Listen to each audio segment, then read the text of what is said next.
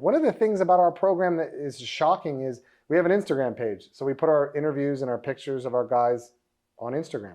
Do you have any idea how many families like we've reunited just because they haven't seen their incarcerated loved one in decades? I went into what is called acute alcoholic hepatitis. At 28? Yeah, it's called end-stage liver disease. So in cancer, you get like stage 4. It's just called end, E-N-D, because you die or you get a liver transplant. Those are your options. Your life as you know it has ended. My dog Marley, my Rottweiler-Pit Bull, I literally did not let him go. He was like my anchor. He was my dude. And thank God, there were so many times where I thought I was dead. I thought I was losing my mind. I thought I had already lost my mind. And I would just touch him and I would feel his heart and like the rise of his chest. Okay, I'm alive. Okay, whoa. Ever since I wrote my goals down with the pen, my dreams and reality have both been blending in. I just hope that in the end, my debt don't extend me on my dividends. If it did, I'd have to keep pivoting, turn the other cheek and down another dose of. My dear listeners, today's interview might make you cry. And it's because it's so inspiring and amazing. And I encourage you, even though it's really long, to listen to the entire episode because it gets deeper and deeper as we go on. Cora Rose is the happiest dog I've ever met. She actually lost her 2 front legs when she was hit by a truck, but that hasn't stopped her from bringing happiness to everyone she meets, including the millions of people, maybe even you, on social media. Now she helps her dad, Zack Skow, in his mission to rescue so many dogs, as many as possible, through his organization, Marley's Mutts. But I also just want to say a big thank you for all of you who have showed your support by subscribing to Frank Elaridi on YouTube or listening to Quite Frankly on the podcast app and rating it on there, because the more engagement we get, the more subscribers we get, the better and bigger interviews I can bring for you. I guess let's start with Cora, this little gem here. Yeah, it's always about her anyway, so we might as well start with Cora. Let's just change it to Cora's Mutts. Yeah, Cora Rose, the Cora Rose Show. Welcome, Frank.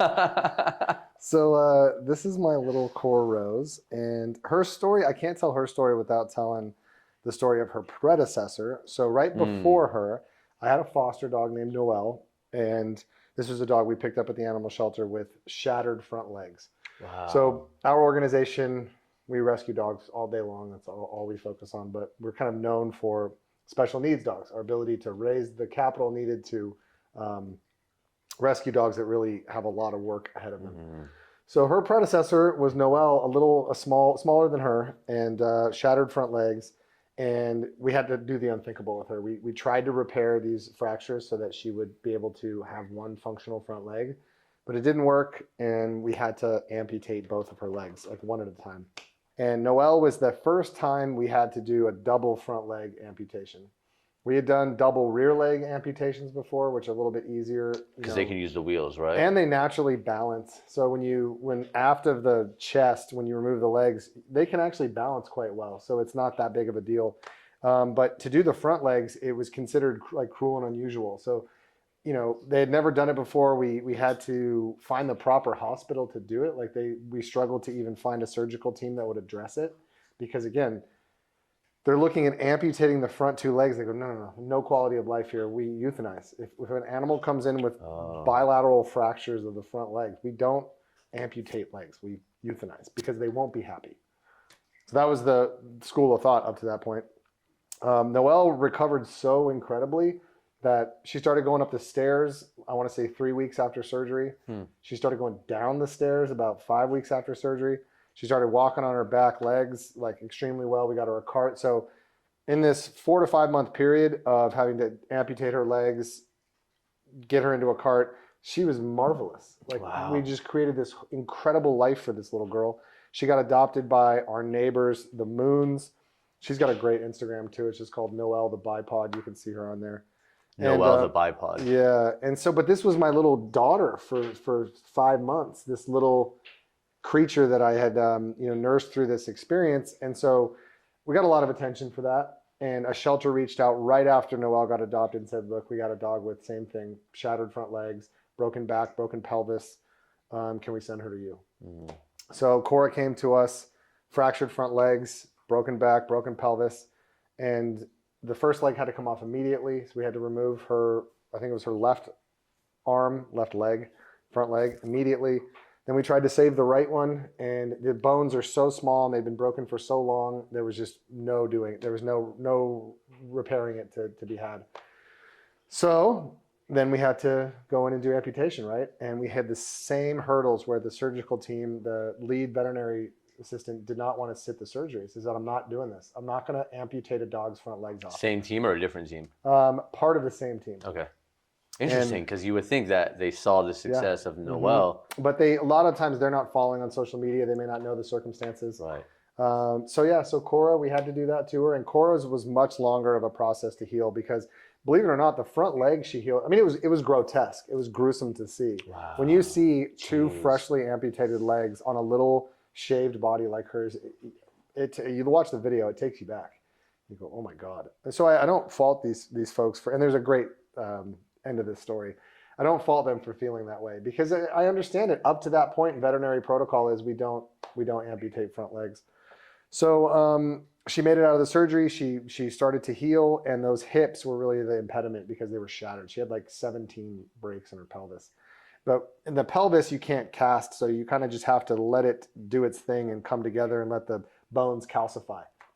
And they did, and she kind of gained the flexibility in her hip flexors to be able to sit upright, and she still has a little hitch in her giddy up, but she just very quickly came out with this personality that was completely different from when she arrived. She was a feral street dog, a broken street dog. She'd obviously been hit by a truck, rolled up in the wheel well. That's how she got all of her injuries. Whoa. Yeah, that's how she was injured, was obviously getting hit by a large vehicle. So her life prior to that was scared of people, scared of situations. She was very just timid and scared in general. And then as she healed from her injuries and came out into the world and all these things started to happen. We had our little baby. I have an almost 5-year-old. So they kind of grew up together. We brought home We brought home a pig, a little pig from Animal Hope and Wellness that came to live with us as well. So we had like 4 or 5 foster dogs, our own dogs, the pig, the new human. And it's just this great little rescue environment, and Cora has been a part of my family ever since then. She's a certified therapy dog through our Miracle Mutts program. So she travels with me wherever, all over the place. We have relationships with like 90 to 100 nonprofit organizations where we just bring our certified therapy dogs. We have a couple dozen of them. And we go out into the world and share the magic of the human-animal bond wherever we can share that. Prisons too, right? Prisons all the time, yeah. Yeah, I see that on your page a lot. That's a much bigger program. That's its own program in and of itself. But the Miracle Mutts is just focused on therapy. So we're just going to schools. We're going to institutions we're going to colleges during finals week. We're going to blood and cancer centers. We're going to school, schools for autistic youth, for handicapped adults, for literally any way the human-animal bond can benefit people, we go. We have an exclusive contract with the hospital in Bakersfield with Advocacy Health, so we go there and to 3 of their hospitals. And Cora's actually a dog tour. She has a name tag and everything. It says Dr. Cora Rose. So after Noel, I couldn't let Cora go, so I adopted her. Yeah. I just couldn't, after going through that whole experience with her, and I've fostered in the last 20 years, probably like 1,000 dogs. I mean, so many animals. Just always have more than one foster dog. Always for the last many Where do you think that comes from, that love for, and we'll get to everything, but like this desire to foster dogs? Well, I mean, big part of it was because our organization, Marley's Mutts Dog Rescue, it started out as a foster organization. So our capacity was limited by the number of people that were willing to be involved. And my life-saving capacity was limited to the number of animals we could fit in the house. So I started out, the organization started out when I was in liver failure. So I had, been given less than 90 days to live. I had no idea how to live, certainly not sober. I needed a liver transplant. I wasn't going to get one. I desperately wanted to take my own life, which I kind of finally worked my way out of. But I was still, the world that I was confronting on a day-to-day basis was just terrible. But the whole reason I got to where I am today was because of dogs. The whole reason I was able to overcome liver failure, the whole reason we started the organization, all of these things were because of the human-animal bond. And for what dogs were able to do for me. So I've always fostered, because until we got our ranch, our actual physical location, however many dogs we could save, it was however many we could fit in our house. So, you know. So you didn't even have the ranch at this point? No, we didn't have the ranch for 8 years, 8 or 9 years. Wow. Yeah, so the organization was exclusively a foster-based organization. So when I first started out, you know, I had anywhere between 2 to 3 foster dogs, sometimes 13 foster dogs. You know, I had a lot.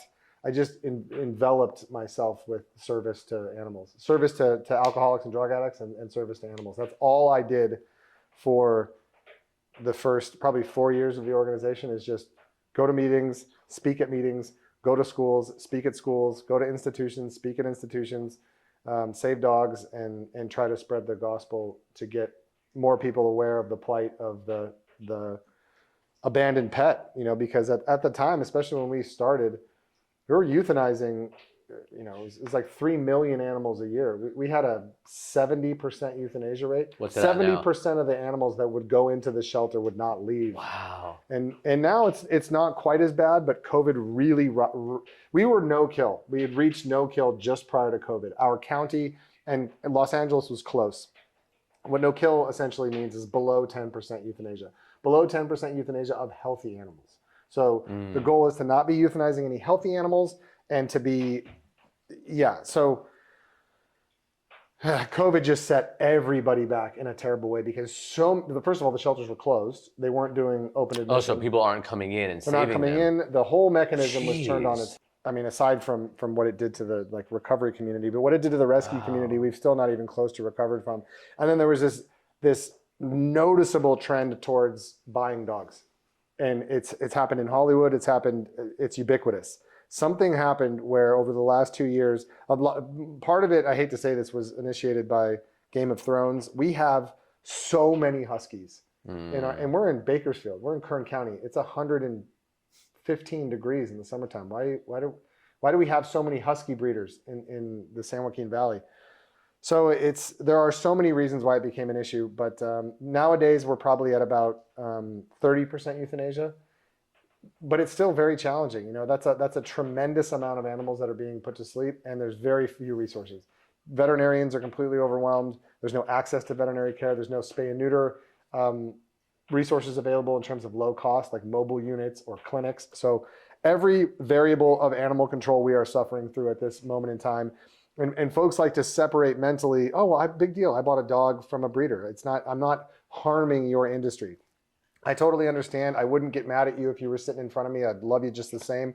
But I want you to know that, first of all, in my opinion, abandoned dogs and shelter animals provide the greatest level of love and empathy and understanding. They just get it. And I don't think you get that from a Labradoodle who has had all of the personality bred out of him to just be compliant in every way.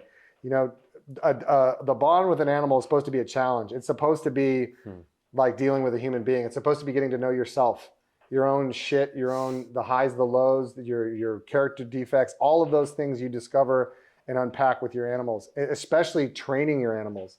Because, you know, all of this energy, everything that passes through my transom is transferred down this leash into a dog. When I'm working with a dog, all of my energy passes into that dog. And if I'm not adjusting my energy and being conscious of what I'm sending, I'm going to fuck that dog up real quickly. So there's just so much to learn with the rescue dog experience. And we got away from that in a lot of ways. And if you get on social media, you'll see it. You'll see tons of French bulldogs. You'll see tons of Labradoodles.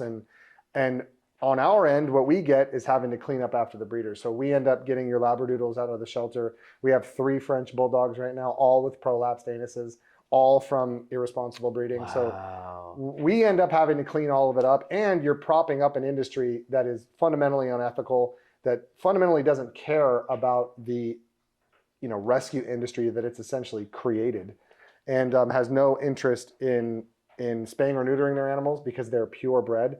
Since when does an animal being purebred preclude it from having responsible parameters around its existence, like spaying or neutering? Why can I not touch your testicles because you're a poodle? I don't understand what is, and so we have to kind of re-educate the public and get back to having them understand why we're still euthanizing over 1 million pets a year in the United States of America. I mean, first of all, just think about how expensive that is to house and shelter and then kill. And then just think about from an energetic standpoint, you are killing man's best friend at like a wholesale rate that is wholly unconscionable.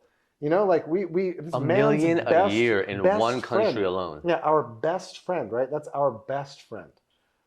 Man's best friend. We euthanize 1 million of them.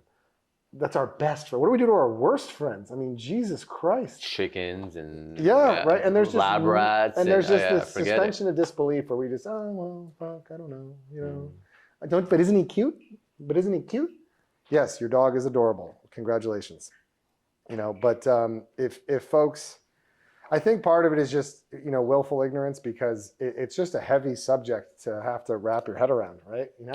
And people think, what can I do? What do you want me to do? First of all, what people can do. So if you've adopted a purebred dog or whatever, there's still a bajillion things you could do to help us out in rescue. I mean, if you have a social media page, I mean, one of the biggest things that animals need is a marketing wing. Every dog that's in a shelter needs a human being to market for it, to say, look, you need a used dog salesman to get in there and say, check out this 2016 model Labrador mix. But you have to. You got. They can't speak for themselves, so you got to get out there and put together a marketing pitch for this animal to get folks interested in adopting them, especially if they're a big dog.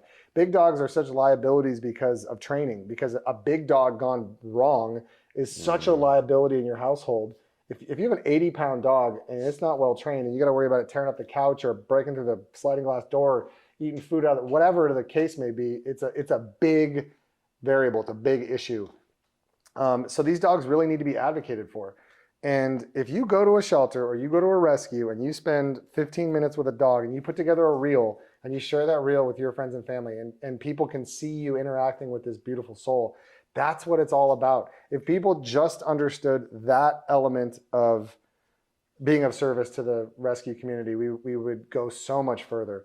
And I think they would roll back some of the restrictions. We still have odd restrictions here in Los Angeles about how you can interface with dogs. Up at our rescue ranch at Marley's Mutts, we don't have those problems. And at the shelters in Kern County, we don't have those problems. As in, like, when you go in, you can play with the dog. They let you interface with the animals. And it's a much less rigidly protected. They really, because of liability, I mean, it's just about biting and all that stuff. They really don't let you get as close. And you have to make an appointment. And there's all this, you know, hullabaloo that you got to comply with. I got my cats from a no-kill shelter. It's actually called No Kill LA. Yeah, in KLA at the West Valley. Yeah, Nice. yeah. And I got both of them from there, and at like years apart. But yeah, they let me hold the cat. I mean, I guess cats are safe and easy, right? But I was able to hold them and like play with them. But I will say, because you work a lot with special needs cats, and I had picked a cat originally, and she was a black cat, like one of mine, Selma, and she had these gorgeous like orange eyes. And then and as I'm signing the paperwork and everything, they say, oh, and by the way, she has this condition. I forgot what it was. And for the rest of her life, you'll have to put these eye drops in, and you'll have to give her this medicine. And I was like, actually, I'm going to change my mind and pick another cat. And I did. And at the time, you know, I'm like early 20s, and I just didn't. I was like, I can't do that. You got to go within your own boundary conditions, right? Whatever your parameters are, you got to honor. But I always think about that, because I do think, and I still, you know, saved from that shelter, but I think about how special people like you are. And, you know, there's this person I follow, Beth Stern. I think she's Howard Stern's wife, right? I know Beth well. I mean, I've met her a bunch of times at the American Hero Dog Awards. One of our dogs won that event, and she's very involved in cats. She's really done a tremendous amount. She works with North Shore Animal League out there in New York, and they do incredible stuff. Yeah. I mean, the people like you guys who do this, because I think that's why you guys attract a lot of attention and followers and views, because not a lot of people are willing to do that and can do it. I mean, it's really admirable. Yeah, I mean, it is admirable to care for something that cannot care for itself. But I think a lot of us rescue folk have this perpetual motivation to make up for our past, whatever. I think a lot of us don't feel very highly of ourselves, and we really view ourselves negatively. And one of the only ways we can process good is by doing good for something else, you know, and while simultaneously talking very defamatorily to ourselves. You know, that's like the rescuer's story, is talk very negatively about oneself and save and protect animals. Because we just, you know, for me, even when I've just always had this inferiority complex that has kind of plagued me, or imposter syndrome, or a bunch of it. And at the end of the day, like the language I speak is working with dogs and receiving their love. Like I'm terrible with compliments. I don't do well with a lot of people, but with animals and that simple exchange, it's uplifting. And dude, at the end of the day, it just constantly reaffirms like what dogs do for me, and what they've always told me throughout my existence is like, no, you are okay. You're fucking okay. Not only are you okay, you're pretty fucking amazing. And I'm telling myself a narrative that's the opposite of that at all times. And so animals really serve to counteract this really toxic narrative that we constantly repeat to ourselves. And if you allow it, they will inundate you enough to where you kind of just give in and acquiesce to their love and go, okay. And it's really important. Like there's been some times where I've really had respite from my own inner monologue, and it's been because of the dogs. It's not usually something a person can offer. It's not usually something advice or a therapist, or it's sitting down with my dogs or on a walk or a hike and grounding myself into their love. And their love is really profound. It's not just given like with you, man. She doesn't just come up to people. The vibe and the love that you give off, she is receptive to. So she ran right up to you like you were me, which is extremely rare, but that's it's about what you put out there. And I wouldn't be able to do any of what I do if I didn't constantly get fed with that energy, because I deplete myself. Like the world, I'm a highly sensitive person. Yeah. And I get depleted all day long, all fucking day long. I mean, I probably cry 3 times a day, Wow. just getting struck by life. And, but they're there for you if you listen and if you're receptive to it. They'll build you back up and they'll get you like ready for the fucking day when you didn't think you could get up, and powerful. I did an interview with somebody. Do you know somebody named Aaron Alexander? He has a podcast called The Align Podcast. I have seen the Align podcast. Have you? Yeah, I didn't know his name though. I don't know why you remind me of him. You have some kind of energy that's similar. He's a friend, and we actually did ayahuasca together in Mexico. And then a few months ago, he was on my podcast when I was in Austin. I had him on, and hasn't aired. And you already were reminding me of him, and then you said you cry like 3 times a day, and that reminded me of something he said in the podcast too, how sensitive he is, and he cried during the interview at one point. But the interesting thing is, I'm gonna get some tears out of you. And in fact, I actually would love to do an energy clearing for you if you're open to it. And I'll explain later what that is. But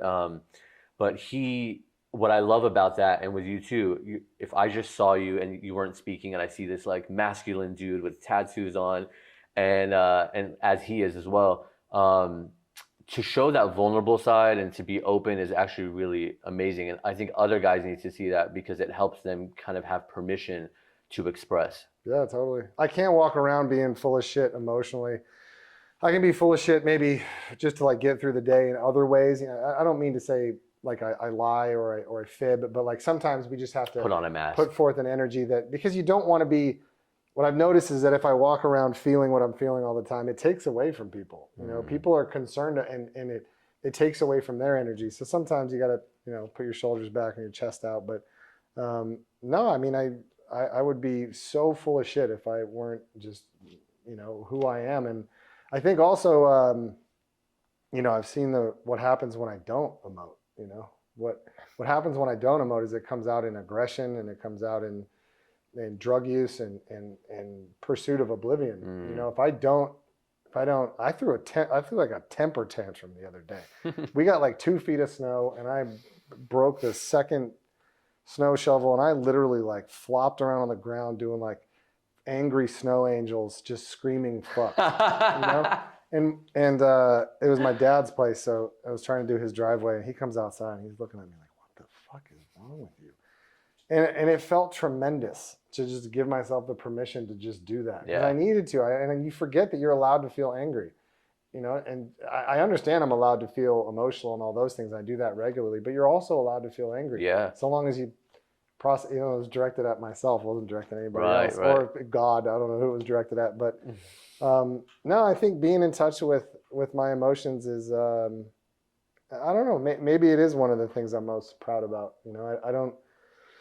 Don't genuinely. Oh, not the saving thousands of dogs. No, dude, because I know the motivations. I mean, it's all, my motivations are to be a good person, but my motivations are also, for me to feel okay about me, and it's just different.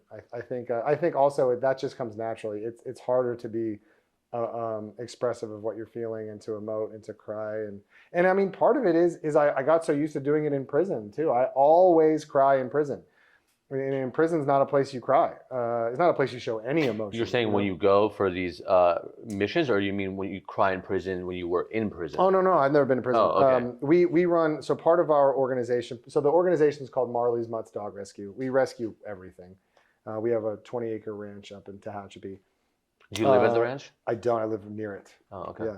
So for the last 7 years, we have been running what's called Positive Change Program, which is a comprehensive inmate canine training program. So the most euthanized dog in the shelter are adolescent large dogs. So we take death row adolescent large dogs, we bring them to prison. Why is that though? Because they're a liability. Because if they're not trained, they don't know how to. Yeah, but they're adolescents, so they're still young. That they're puppies, big, and they're going to tear your house up, and they're not good on they require an investment. They're unrealized potential, but you got to put that work in. But people would much rather buy a pre-programmed labradoodle that you don't have to do any work with, that comes out naturally stoic or whatever. So yeah, we started the program. We tried for many years, for like 4 or 5 years, to get into the state prison system. I had a friend who served a lot of time in prison. He got out after 13 years. He was like a feral human, had a really hard time just existing, a real hard time talking to men, talking to women, of course, because he hadn't been around a woman other than a correctional officer, but all of these issues. And his mom reached out. He came up to the house, and they adopted this dog that had been shot for me. Her name was Shadow, and it changed his whole life. The dog had been shot? Yeah, she'd been shot, and she had one of her lobes of her lungs taken out. God. And it was a 40 caliber bullet. He wears it on his necklace. He now the owner? Yeah. Wow. You had it? You had the bullet? We pulled it out of her. Yeah. You guys pulled it out of her? No, at VCA West Los Angeles. But the royal our team, pulled that bullet out and saved her life. And but his whole life, he attached himself to that dog, and he could go out into public. He could come with me to give his testimony. He had this confidence, just like I did. When I first got sober, I couldn't be out in public without a dog. I was fucking terrified of everything. People, places, things, all of it.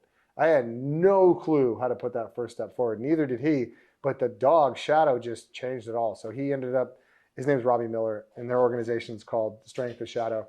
So he's got his own rescue called Strength of Shadow, based off of Shadow. Wow. And he had this whole new life where he worked for us for a while. He worked for Free to Live Animal Sanctuary. And here you have this, Los Angeles gang member who served from 18 years old, 13 years in prison. And here he is with this whole new life, this whole new emotional makeup, because he also knew that he had to be available for Shadow in that way. So he had to process some things. It got him out of the house. It got him into being of service. He got into sharing his testimony. Although I'll never forget the first time he did it, I wasn't there. He'll never let me downplay that. But he had his dog. He was fine. But when we saw that magic and saw the effect that it had on Robbie, and knew that it had to be instituted at a greater level. So we opened our first program at California City Correctional Facility, thanks to Warden Dave Long, and we've been running that program for 7 years. We quickly opened to Wasco State Prison, North Kern State Prison, and then Corcoran State Prison, the most dangerous prison in California, hands down. It's the only level 4 180 prison they've ever run a dog program at. These are very violent places with rampant drug use. Everything's racially polarized, a very gnarly place. Rampant drug use within the prison? Yeah, no, rampant drug use in prison is a totally normal thing. There's more drugs in prison than there are on the streets. We had 14 out of 28 students 2 rounds ago at Tehachapi State Prison. We had 14 overdoses or positive drug pops. So either got busted for drugs or literally overdosed, and 1 death. How are they getting the drugs in? I mean, I'm just now curious. I know it's off topic. Well, I mean, I'm not versed on that, but there's, correctional officers are a huge source of contraband. Visitation is a huge source of contraband. But yeah, I mean, if you think about, there's phones, there's everything you can imagine. They have phone sniffing dogs in prison now. Phone sniffing dogs? They pick up electromagnetic energy. Wow. Yeah. So with this program that you have, what's it called again? Positive change program. Yeah. With positive, is it pause like PAW? Yeah. Okay. Positive Yeah, change everything's program. gotta be has to be. Yeah. gotta be punny. You're bringing dogs in, and they're kind of just spending They live time there. with the No, they prisoners? live Oh, there. they So live there. Dogs come straight from, well, they go from the shelter to our ranch. Usually have like a decompression period, make sure everybody gets vaccinated, spayed, neutered, etc. And then they go into prison. It's a 14-week long program. The first 2 weeks we spend bringing them up to speed. So we'll bring in our own dogs. Cora comes in with me all the time. We'll bring in client dogs, whatever, to orient them to the idea of dog psychology and the human-animal bond. So we're teaching them the basics. Most of these guys have not seen a dog in decades. So they have not seen a dog. They're over the fucking moon to just be in the same presence of a unconditionally loving creature. Wow. Prison is the darkest, shadowiest, most negative, cultivated to be negative, like cultivated to be punitive and negative and awful and terrible, and where light can neither get in nor out. Wow. Like it is a fucking terrible place. And you bring, especially maximum security prisons, and you bring dogs in there, and it changes everything. It changes their access to homeostasis. It changes their ability to love themselves, ability to love other people. They're communicating. Everything also is segregated in there. So you're not working outside of your race for anything. You can't play chess together. You can't eat together. You can't work out together. They wouldn't know what to do with me. They'd be like, "What are you?" Yeah, you'd be one of the others. I think you're over here. You might be. You'd be another. They're called the others. So there's oh, and that's a whole group on its own. Mostly, Native American, Asian are categorized as other. There's other depending on. There's would be a whole separate conversation about how people kind of roll in there, and that's the most beautiful thing about the program. You have people who would never, ever, ever, they would never talk to each other, much less interact with each other, much less, get to save a life together. So the program is 14 weeks around, and the first 2 weeks are just working on that understanding, and then we bring the dogs in, and the dogs live there for 12 weeks. So they're there a full 3 months, and they're working to rehabilitate their handlers. They're working to be rehabilitated themselves. They're the general construct is the general like scaffolding that keeps the curriculum up is the Canine Good Citizen certification. So we're working towards a certification. At the end, the students have to, they're tested as well as the dog. So them as the handler are tested on this very difficult 10-point test. Very challenging. It's extremely hard. 99% of the dogs in the world would not be able to do it. What is it? What's the test? It's 10 points. There's a variety of different testing points from, being able to walk up to a stranger, have your dog sit, shake their hand, move on, to one of the testing points at the end is, I think it's testing point 8 or 9, is you have to put your dog in a downstay. So for instance, I'd have to go put Cora on that mat. I'd have to leave the room for 3 minutes and she can't get up. Whoa. So you have to have such a concrete bond with your dog that when you ask them to do something, they do it. But it's cultivated. None of it's punitive. None of it's through. It's that relationship, and that's what's so special about this is blowing my mind, because that's like way more brilliant than what I thought it was. You're not just bringing dogs in, letting the prisoners pet them, no, everyone get some assumes joy there's and this leave. novelty. That's what I thought it was. No, not at all. So we're trying to get them employed. We're trying to provide a way out. Our whole goal is to provide hope and opportunity for incarcerated people and pets. The two most ostracized populations in the United States of America are homeless people, are incarcerated people, and incarcerated pets. Dogs and human beings that live behind bars, and they have so little access to hope and opportunity, and no one really cares. Like I threw out the figures, 1 million dogs die every year. People don't really care. It's not something that they give a shit about. 2.5 million, we incarcerate 2.5 million Americans in the United States of America. That's 25% of the world's incarcerated. We incarcerate 33% of all women in the world are incarcerated, not in China, not in Russia. Combined, they have less incarcerated women than we do total. In California, we spend $90,000 a year just to incarcerate one person. It's how much?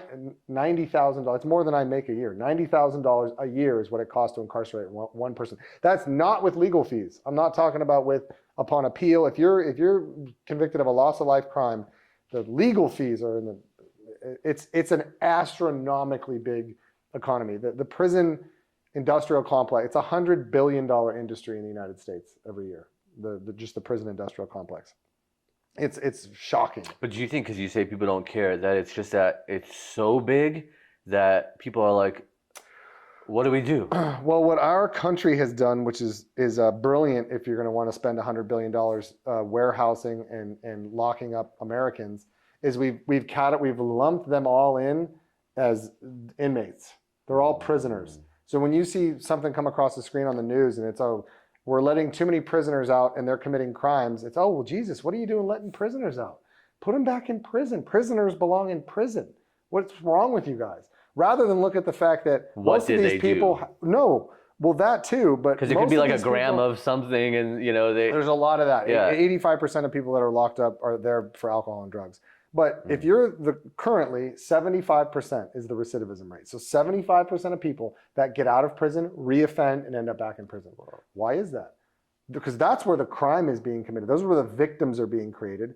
And it's because they've been incarcerated for, the average person serves a very long sentence. So of our students, they're within the California Department of Corrections and Rehabilitation for 20 years. So they've got you via the 13th Amendment under slavery for 20 years. They have you controlled, and it's their responsibility, or at least it should be, to provide you with some sort of mechanism to improve yourself, some sort of mechanism to address what it is that got you here in the first place. And that just simply isn't a priority. So when these people get out of prison and create a crime, then we go, well, Jesus Christ, we should be locking them up. We shouldn't have let them out in the first place.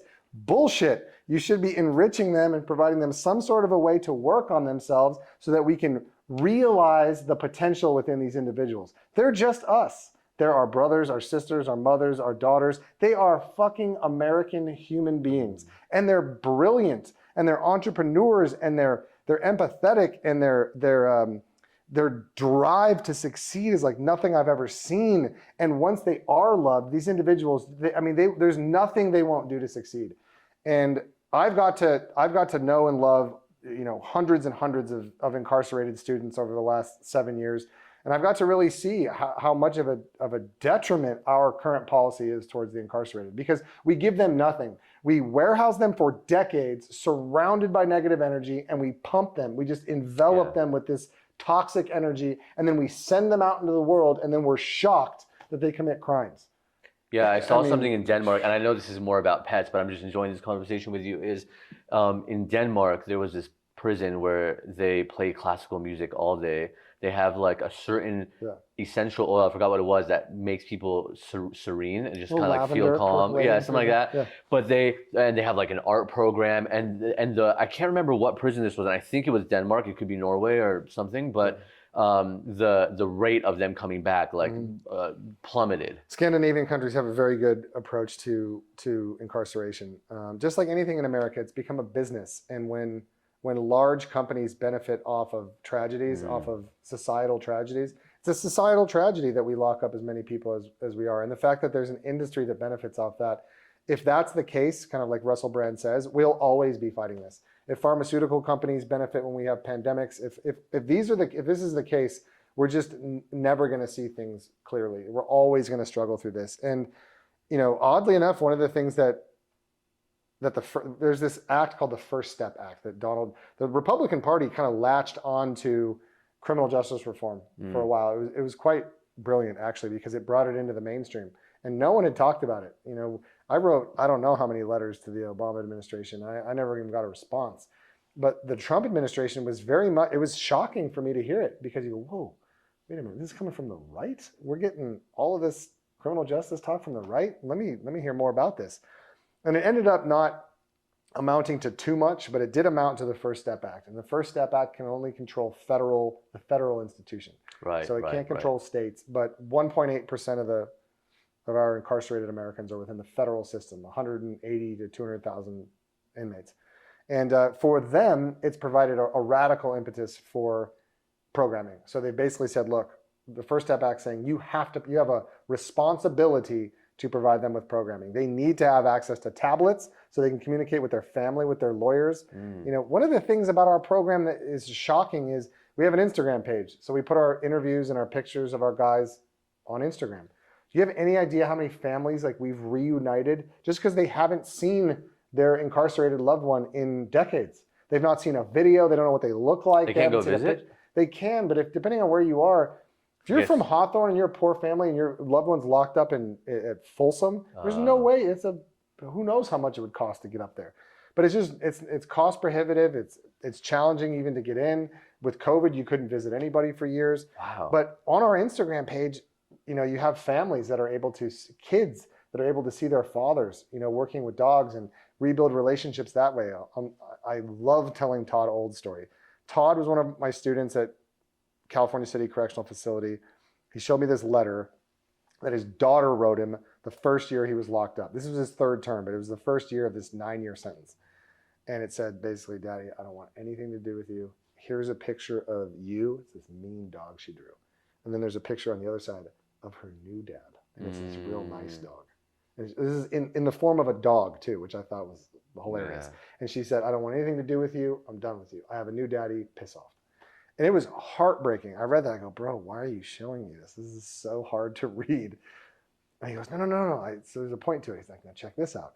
So that letter was 9 years old. He shows me the new letter, and it's, Daddy, I saw you on Positive Change Instagram, and I can't believe it, and I want to have a relationship with you because, for me, and just I saw what you were doing with Reno. That was his dog at the time, and tell me more about Reno and what it's like rehabilitating dogs, and can we have a relationship? And voila, that happened. And he's now been out of prison for 3 years. He's trained dogs for the fire department in Oregon. He just helped rehabilitate one of our Afghan dogs that we brought over. We brought 286 animals over from Afghanistan that we left behind in Kabul. And he rehabilitated one of those dogs that was really challenging. He had this dog for a year, and it just got reunited this last week with its Afghan family. Wow. And so these incredible situations happen when all we did was give these individuals a little bit of belief in themselves. That's the number one thing that I love doing the most is believing in my incarcerated brothers and sisters. To get to pump a bunch of this energy that I have, a lot of this love that I have, this excitement about the world into them, it's the greatest feeling in the world because they're not believed in. And I love that I get to be that person. I love that I get to convince other folks like yourself to look at the bright side of these individuals and to really look at them as unrealized assets. That's what they are. You can't just categorize 2.5 million Americans as just throwaway human beings that we need to lock up. They're all different, and they're all humans, and they're all children of God, and they all deserve to be loved and have some sort of empathy, but we've thrown all empathy out the window when it comes to the incarcerated, and we don't give a shit. Like, it's so hard to get people to think outside of the box about, even though all of us have committed crimes. Every single one of us has committed a crime that we're not proud of, probably dozens. And if we did an honest inventory of all the bullshit we've done, we would definitely go to jail. Definitely. But we don't like to think about that. And That's true. yeah. Wow, I never thought about that before. Sure. I just thought of some crimes in my head. As you said, I was like, oh, yeah. Yeah. Or, I mean, if you haven't, overtly violated Very some, little ones, of yeah, course. I mean, whether it's driving drunk or, we had four loss of life students in our North Kern State Prison program, all who had DUIs. These are all people that had DUIs, which I'm sure the vast majority of the audience that's listening right now has driven while intoxicated. And 4 of these guys, people lost their lives because of it, and they're serving long prison sentences. But they're no different from you or I. And until our nation starts to view our incarcerated population as no different from you or I, we're going to constantly have a problem. And it's one of the ways America has always historically gotten us to fight one another, is to alienate us, to separate us, to have there be a population we can look down upon, where we can view them as incorrigibles or whatever it is, and try to rob them of their humanity. But if you allow yourself to refer to them with some humanity, and you allow, I mean, first of all, just think about it this way. Why I could tell I liked you is you have some complexity to your life. You've been through some things, and I want people like that in my life. You've obviously done a lot of ayahuasca too, so you've confronted your shadow. And that's one of the things I love the most about the incarcerated. These human beings have gotten through unimaginable darkness, sometimes for decades and decades, and they've come out the other end intact. They've faced just radically negative energy on a daily basis, just surrounded by it, unable to escape it, and they've gotten through it. And if you can get through that kind of darkness, if you can get through that kind of a situation and still be intact, dude, I want to know more about you, and I want you close to me in my life, And on top of that, they're entrepreneurs, and their minds are fresh. Nothing is limited. And for that, they always keep me creative. There's a certain creativity to the incarcerated because everything is a potential opportunity, you know. And I don't know. I really value these individuals, and I hope America. I dearly hope America will start to take a different stance on how we categorize the incarcerated. Man, I hope so. That, ooh, I have so much to talk about from that alone. So you're giving people these dogs, right? Because you had a post recently about somebody, an inmate who had passed recently, and it was emotional. You did a lot of posts about him. Yeah. Was he in prison or out when he passed? He was in prison, and it was hard. It was really hard. Yeah, his name is Arturo Suarez. We call him Tootie, and he's just a great student, a really well-respected guy, and you know, very imposing individual too when you see him. You know, thick mustache, you know, head tattoos, his whole head, throat. You know, you could see his trach scar on his throat, and you know, all of these things. And he was the first person I met when we started our Tehachapi State Prison program, when we brought the dogs onto the yard, and I have all these incredible pictures of him with one of our dogs, and he joined the program, and we had a lot of issues in that program with drugs. Drugs were just everywhere, and they're not supposed to be drugs on that yard, but because it's a program yard, but there are. And one of the reasons why it was so emotional was because of how it hit the team. Some of the guys in there, you know, who I really, really respect, David and Spooky, and it just hit everybody. And Zabala, all these guys, these tough dudes, were really set back.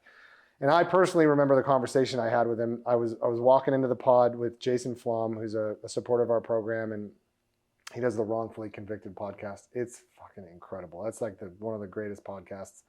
So we're walking in there, and I see Tootie, and he's out of the program, so he's not enrolling this round. And I just talked to him about that. I let him know it was okay, that he can enroll the next round. And I told him I loved him, and he told me he loved me too, but I could tell he wasn't okay. I could tell something was going on. I think he had just gone to board and got denied. In other words, he was going to have a parole hearing, but that got denied. So there was a lot going on. And I just remember thinking to myself in the moment, I should pull him aside and have a longer conversation. But I had Jason with me, and that was the last time I saw him. He died 3 days later, and he overdosed, you know, in the pod and passed away. Actually, I'm not sure it was an overdose. I don't want to speak out of turn, but he passed away. And it was just really tough, you know. It was really, really hard. I took that one tough, as everybody did. But one of the coolest things about it was that his family adopted his dog. So Oreo, he was training up until he passed. And they also have, you know, he hasn't been out of prison for a long time. So they don't really know him that well, his extended family. Or what they do know is kind of this toughened up prison version of him. I know a different version. Yeah. I know a Tootie that would keep his glasses on when he would start to get emotional, who would still cry, but he would wear his lokes to make sure, and he set the table for creating a safe space for all of our guys. And these are independent, tough dudes. These are tough men. And they created, along with Tootie, a Sunday spiritual gathering where they get together on Sundays to help build the integrity of the program within one another. You know, outside of our program, they do it to welcome in all the races, welcome in the different gangs, and just make everybody feel a part of. And so to be able to share with his family all these pictures and all these videos of a Tootie that they didn't necessarily get, so a Tootie that was smiling. He was smiling all the time. I have all these pictures of him smiling. Whereas you look at a lot of the pictures they have of him when he's gangbanging and everything, he's just loped out, you know? Yeah. And so it was really lovely. I mean, it was a terrible loss, but it was lovely to be able to provide some of the things we got to provide. Like everybody in the pod wrote a letter to his family, everybody in the pod next door. So we had like 250 letters.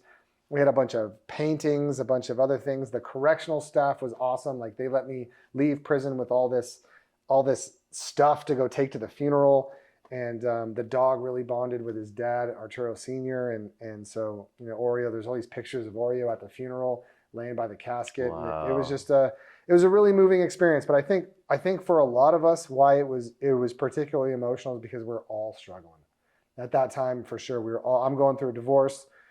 A lot of our guys are going through hard times. Some of our guys didn't make parole or didn't get to go to board. And so everyone is kind of, You know, when someone dies that way and you're an alcoholic or a drug addict, you know, it gets you a little bit different because you might be looking for your own escape somewhere in the back of your head. You know, you might be looking for your own fucking ejection handle.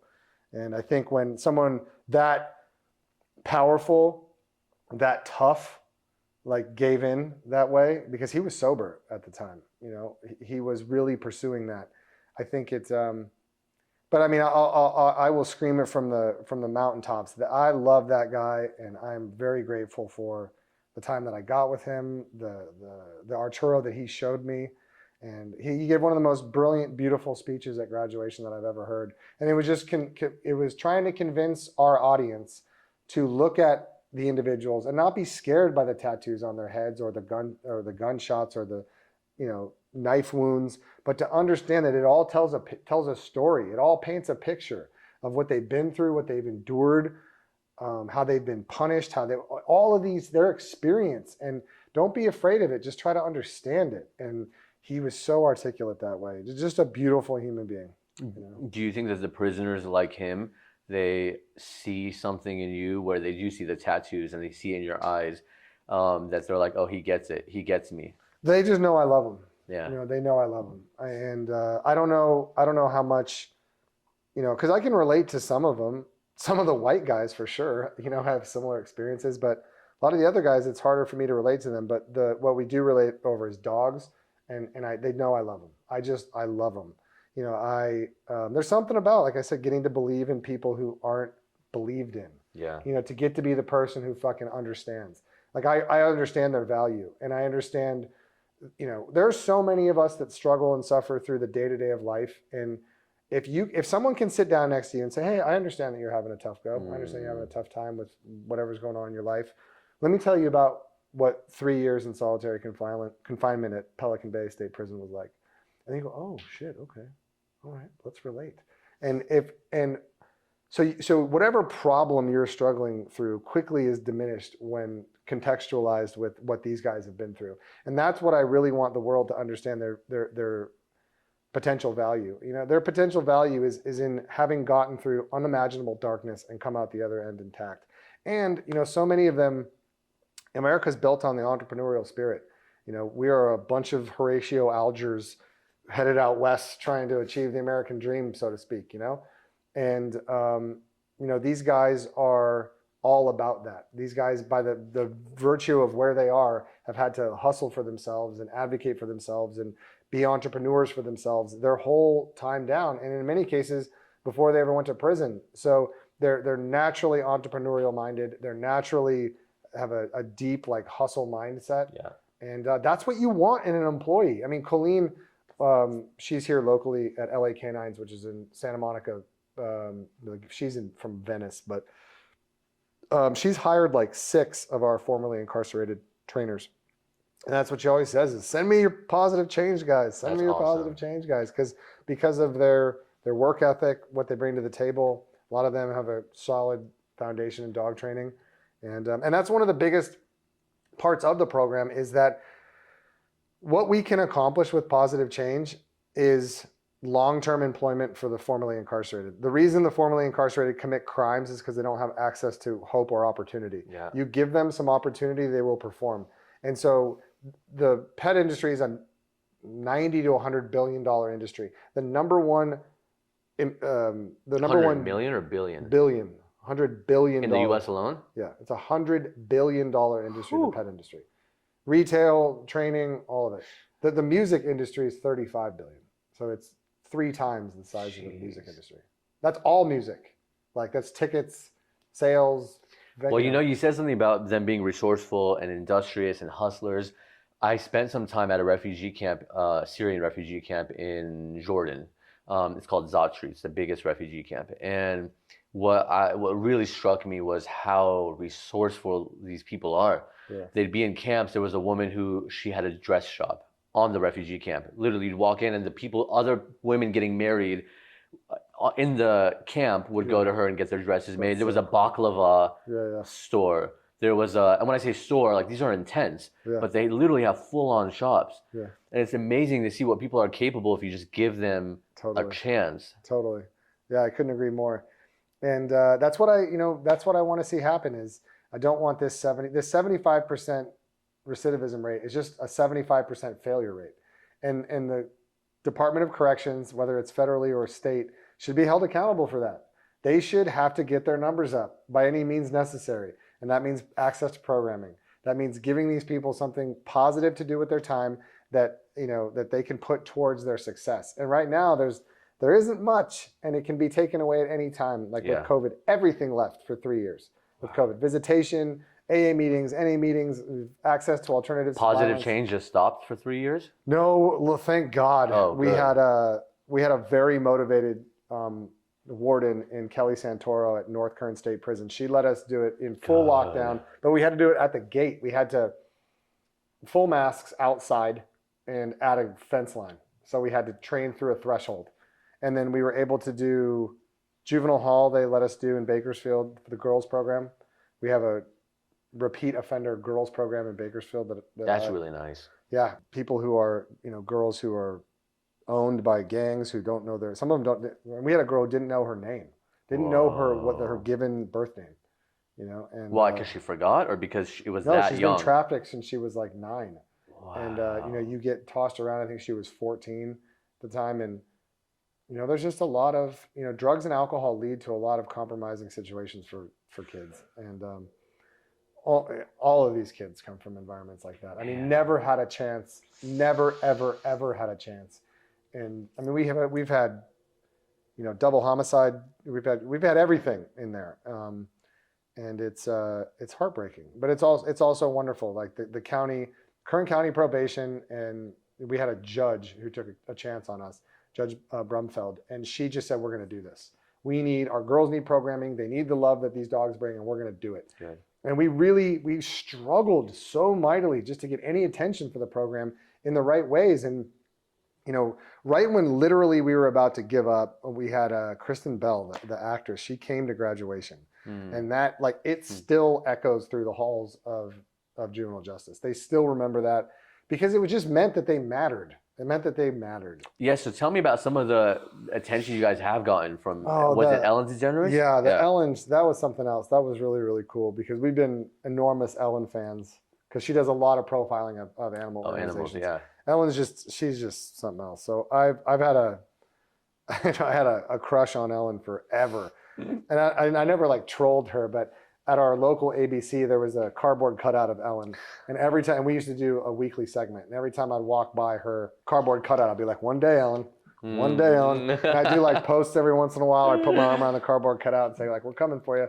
Do it, Ellen. Do it. And she invited us on, and it was so great, man. It was one of those things where I'll never be able to repay her for that. That was so just to be believed in. But what did it do? What that's what it was. I want to know for logistics. Yeah. Does it move the needle a lot to be on a national amazing show like that? Or? It definitely helped. I mean, we got a wonderful donation that was part of being on the show.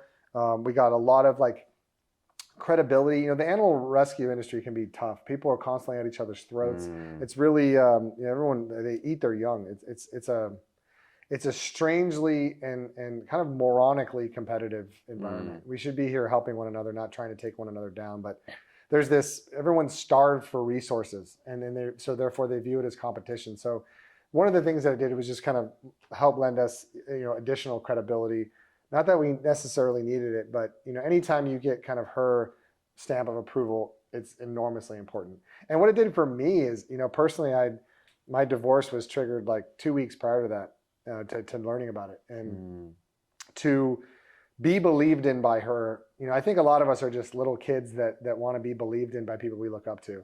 Absolutely. And she for Ellen to believe in us, I must have cried even just in preparation for that. I was so nervous because she was this paradigm of she meant so much to me because we'd been to her audience several times, just to support the show, and we've been invited to the audience one other time, and we just been fans for so long that it was, when your industries like ours really suffer with attention, they suffer from being people don't want to hear about animals dying in shelters very often, you know, so Right, it's hard to yeah. constantly put it in people's faces. But what Ellen always did was always made it relevant. She was always talking about animal issues. And I just really I just loved her for that. And yeah, luckily I didn't say anything too stupid and was able to, you know, be like relatively pithy with my statements, and it was great. It was really cool. What, so cause I kind of want to, I think we skipped over it a little bit and it was in the back of my mind to ask you this with positive change specifically. Okay, so the prisoners are taking this test, right? At the end, and At the the dogs end, are taking a test as well. Dogs and the inmates, yeah. So the inmates are called what, handlers? Or I is there call 'em another handler that Yeah, comes we in and call them tells them what to students. do? So, Okay, you students. know, I give a speech whenever we go in there that I basically let them know that from this point on, they're not to be referred to as inmates. They're I love dog that. trainers and dog rescuers. So But how do they that's know what to are. do? How do they know We train them you're training them? Yeah. And they're training the every pups. week. Yeah. So we go in there for 4 hours a week, every week for 14 weeks. And we're training this curriculum. We're going through our checks. We're talking about life. We're bonding about drugs, alcohol, girls, boys, fights, life, waves, escape, whatever. And we just become a pack, you know, and we become a pack for the animals. We work through the curriculum, and at the end, the Canine Good Citizen certification test is performed. You know, almost all of them pass. And then the dogs are basically therapy certified from that point on. They need to do their community service. They need 50 hours of community service after they're certified. And then they can go do therapy in hospitals, institutions, wherever. And so that's the rehabilitation for the dog as well. Yeah, again, because most of these dogs are from death row. These are dogs that would be euthanized who don't have the basic anything. They don't know leashes. They don't know crates. They don't know anything. They're not suitable for a home. By the time they leave, they're very suitable for a home. And mitigation variables have been put into place to keep them from coming back. That's the whole point, is they won't come back. They have such a good bond with human beings. Like, they've worked on that bond so well that they're just like an extension of their human. A lot of these dogs, they've worked, you know, it's 13, 14 hours a day they're with their guys, if not more, for 14 weeks. That's a long time to be 13 to 14 hours? Yeah. That must be really nice for the inmates too. It's the best. Yeah. Are they in the cell with them? Or are the They're not inmates? supposed to be, but they are from time to time during the day. It's valuable to use for training purposes, and Yeah. they like to cuddle and take naps and whatever else. Kind of depends on the facility, but for the most time they're in the pod. And a pod is 90 to 120 guys, two floors. Oh, that's massive. Yeah. And Wow. then you have a dog program in there. We'll have a little alcove connected to the outside where the dogs will train, where they'll stay for chow. The dogs will eat in the morning, where they go poop and pee and all that kind of stuff. And we usually train outside. Sometimes we do walks on the yard. Sometimes we're in the pod. Sometimes we're in the back. But the overall vibe of what the dogs do for any pod or any yard is remarkable. I mean, they bring the inmates together. They give the correctional officers and the student inmates a reason to be interfacing. There's no fucking reason outside, there's no dog program for them to really be talking. And if they are, it's contentious. So it just increases the cooperation all the way around inside of a pod. There's less, I mean, we had guys that wouldn't let drug dealing go down on the yard while the dog program was out there. Wow. Yeah, Like, I mean, the inmates themselves are stopping it? Yeah, where they just put out basically an order. Sometimes the guys that are in the program are very involved politically, you know, in prison. So they're you know, sometimes you call them shot callers, sometimes you call them keys, but yeah, they are, you know, making decisions for their race. And so we have to, in most cases, have to get, you know, buy-in from those parties as well. Whoa. And so it helps everything in a prison setting. And again, if we're trying to facilitate empathy, if what a human being needs in order to be released onto the street is some sort of concept of empathy and love, they're not getting it in prison. You know, where are you going to get love and empathy in prison? No correctional officers trust you. You can't hug on your other inmates either. Even if they're the same race as you, same gang, same neighborhood, there's still a trepidation, like a level of concern, like, and you just don't show that in prison. You know, you don't. It's like weakness, right? Yeah, it's my experience, and what guys, you know, overtly talk about is that they just, you know, it gives you a reason to emote. It gives you a reason to connect to your heart. It gives you, you're practicing empathy all day long. And it opens up empathy for your fellow student. It opens up empathy for your victims. I've heard some really brilliant speeches from our guys that are directed at their victims' families. They're very contrite. It's really hard for me to hear the narrative out here in the real world about how we view the incarcerated, because it's not what I see. It's not what I see. And I'm in prison sometimes 3-4 days a week, and my experience are children of God who are really trying hard to better themselves, but don't have any resources. And if they were just given resources like dogs, like at the bare minimum, dogs and this program, their potential, their probability of success goes up orders of magnitude. Like, why would you not want that to be there? And the only reason you wouldn't want that to be there is if you're trying to keep people in this loop of incarceration. Right, if it's serving the system. Yeah. And what we have always needed within if we're going to make real change within the prison industry, we need an economy that will accept formerly incarcerated. We had hoped that would happen with a variety of different industries. It never really happened.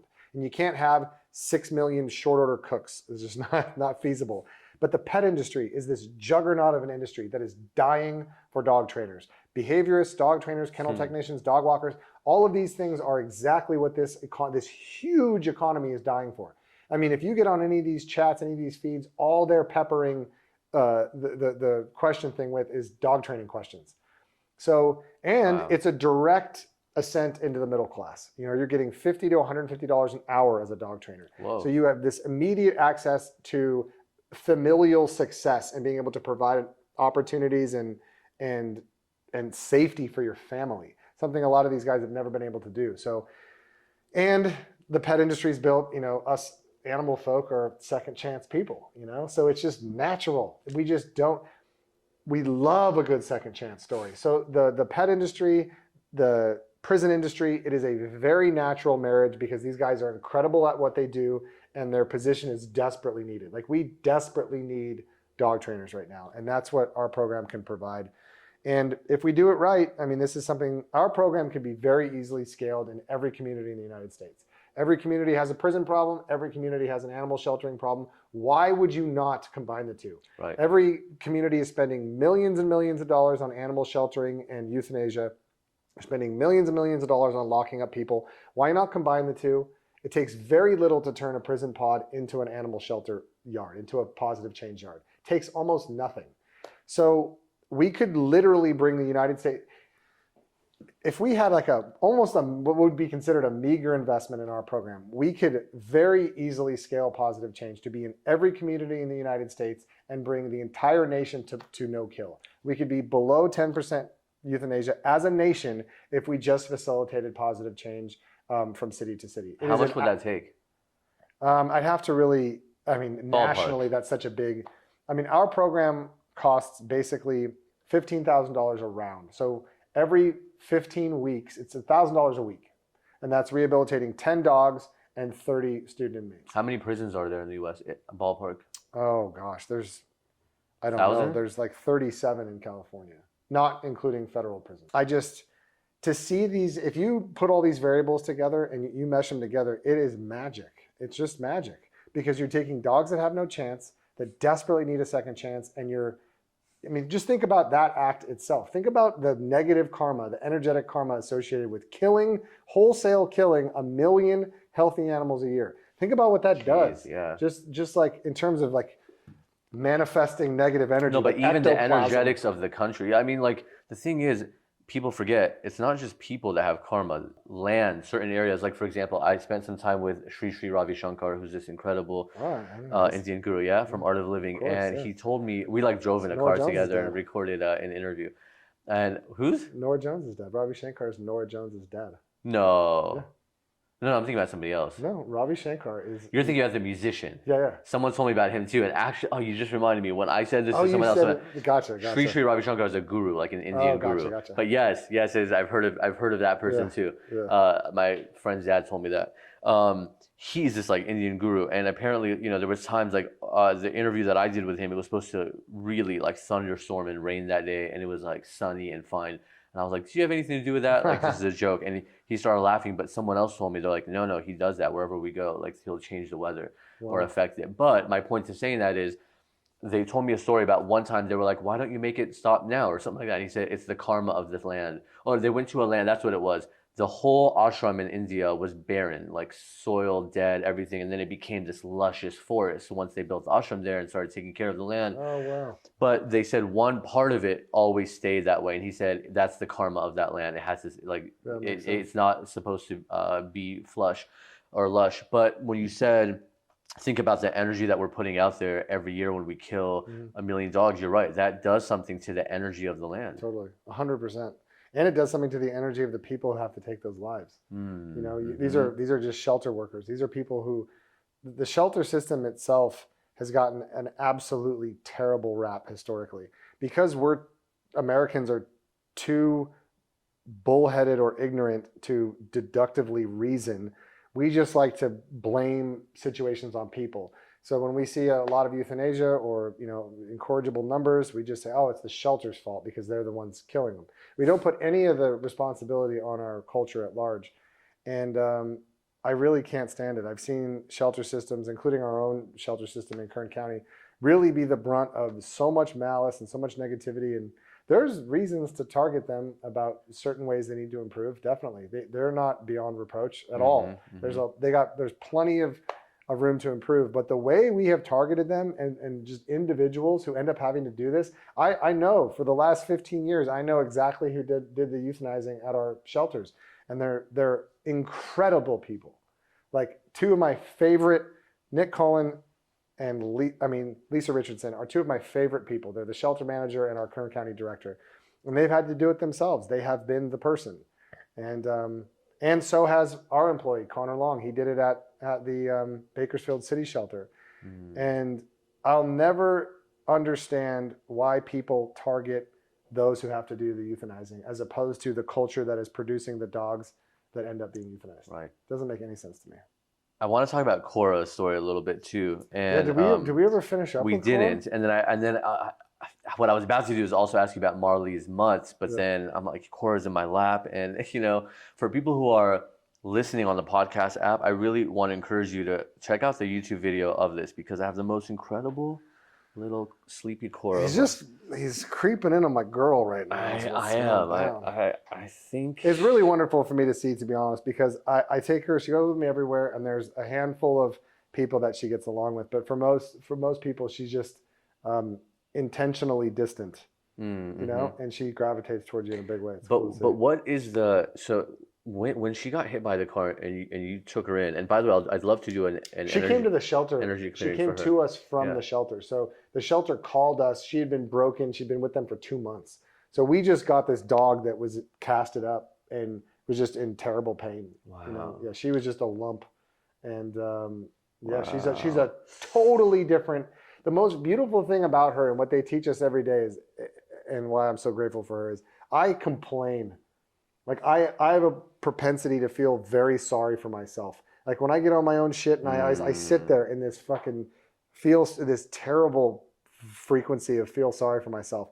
And sometimes I'll look at her, like I'll just make eye contact with her, and I swear to God, she's like, oh, like this. Like, don't do it, and I'm ashamed of you. You know, because this is a dog that broke just about every bone in its body, had its front legs amputated, and she's not felt sorry for herself one day of her life. I was going to ask you that. Did she not? Because there was a video that I watched on YouTube, Dodo, I think it was, and they were like, she was really depressed, but then became happy. She was scared to death. So she was a feral dog. So she'd not been around people. So she was terrified of people. So yeah, I don't know that she was certainly scared, but she never felt sorry for herself in the way that, oh my God, I can't do this. I can't do this. I mean, it's unspeakable. You see her jump up the stairs and do the things that she does now. You can't fucking believe that that's the same dog. I've cried a few times just watching your Instagram I do. videos. She's my own dog. You know, like she lives with me. Sometimes I'll just zone out on her. I'll just be like, you fucking, this is amazing. I mean, she's freaking like smiling, you know? How you can sometimes see a pet smile? She's like full on laughing and smiling. I know all of her sarcastic, like I'm disappointed in you looks too. Those are the ones that have taken me a long time. But it helps, man. I'm telling you, she's What a like my t-shirt. register. Yeah. Sometimes I look at her and like based off of her reactions, like I know I gotta, change my energy or switch some things around because she's stuck on me. She lives in my backpack, and she has wheels too. She loves the backpack. She loves to be free. The wheels are the first question I get, by the way. I didn't know how many people know about wheels, but they do. I guess they see them on social media because I actually told my neighbor and somebody else yesterday that I was doing this interview today, and they were asking me like who's going to be on. And I said, oh yeah, and he has this dog, Cora, who doesn't have her front legs. And they both said, wheels? Yep. It's like the first question. The front wheels are, there's not a lot of companies that do the front carts very well because they really have to be dialed in. They're unique for every dog, but they're starting to do more. We've now had 6 double front leg amputees.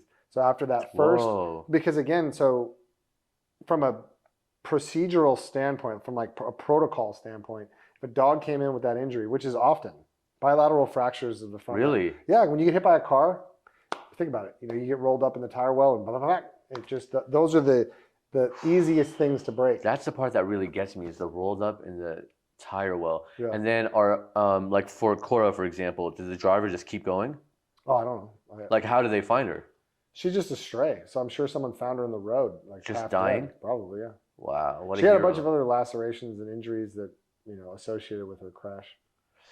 See, because I'm going to Costa Rica in July. I'm actually taking my little brother with me to do ayahuasca again. I've done like dozens of ceremonies and I'm done with it really, but I still take family members and so I'm taking my little brother and he I got invited. Some company found out that I was coming and they asked if I would come to the shelter. They save I think they have thousands of animals. Territorio de Cehuates.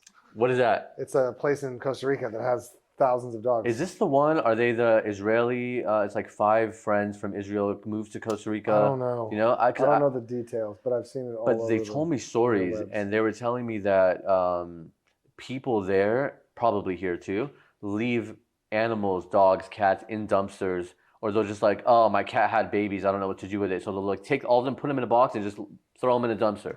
Yeah, and they're saving them. And I think like with Cora, for example, what really gets me is not so much the getting hit by a car or like feeling bad for her.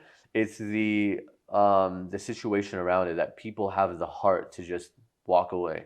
Yeah, I don't know. I'm not sure exactly her particular situation, but I know that a lot of people have been there for her, and it's good to focus on the positive aspect of it. And what's been cool is now this injury is not a thing. So now it's just normal. Now and UC Davis did a study about 2-legged Chihuahuas because they're very common. We get a lot of breeders have kind of messed up the Chihuahua, so you'll get a lot of genetic malformities. So we've had probably 24 Chihuahua mixes without front legs. By the way, let's talk about that because you talked about breeding earlier, but we didn't even talk about all the deformities that people never talk about.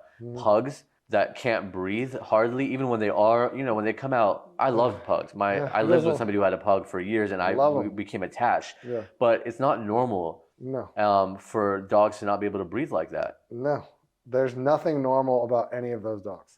Any smash-faced dog, whether it's a bulldog or a Frenchie or a Boston they're a normal dog that has been shot out of a cannon into a wall and just compressed, and they can't fucking swim.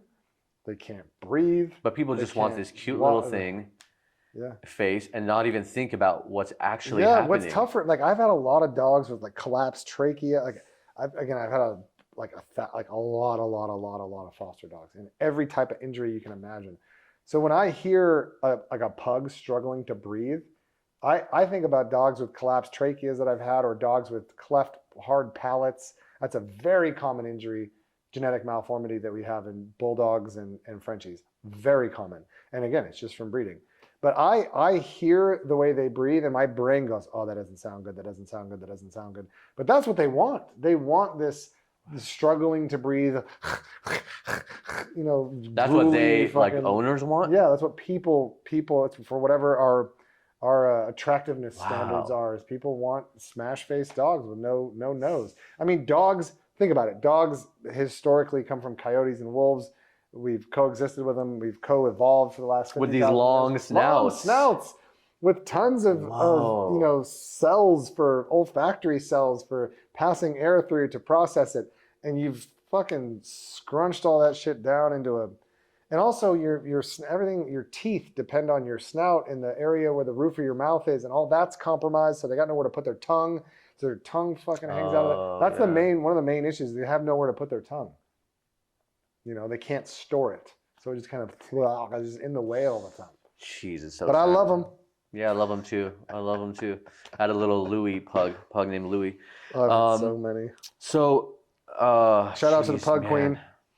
To the pug queen. There's a pug rescuer down here. One of my best friends, Isabella. She rescues pugs. A lot of them over from China. Really? For the dog meat trade, yeah.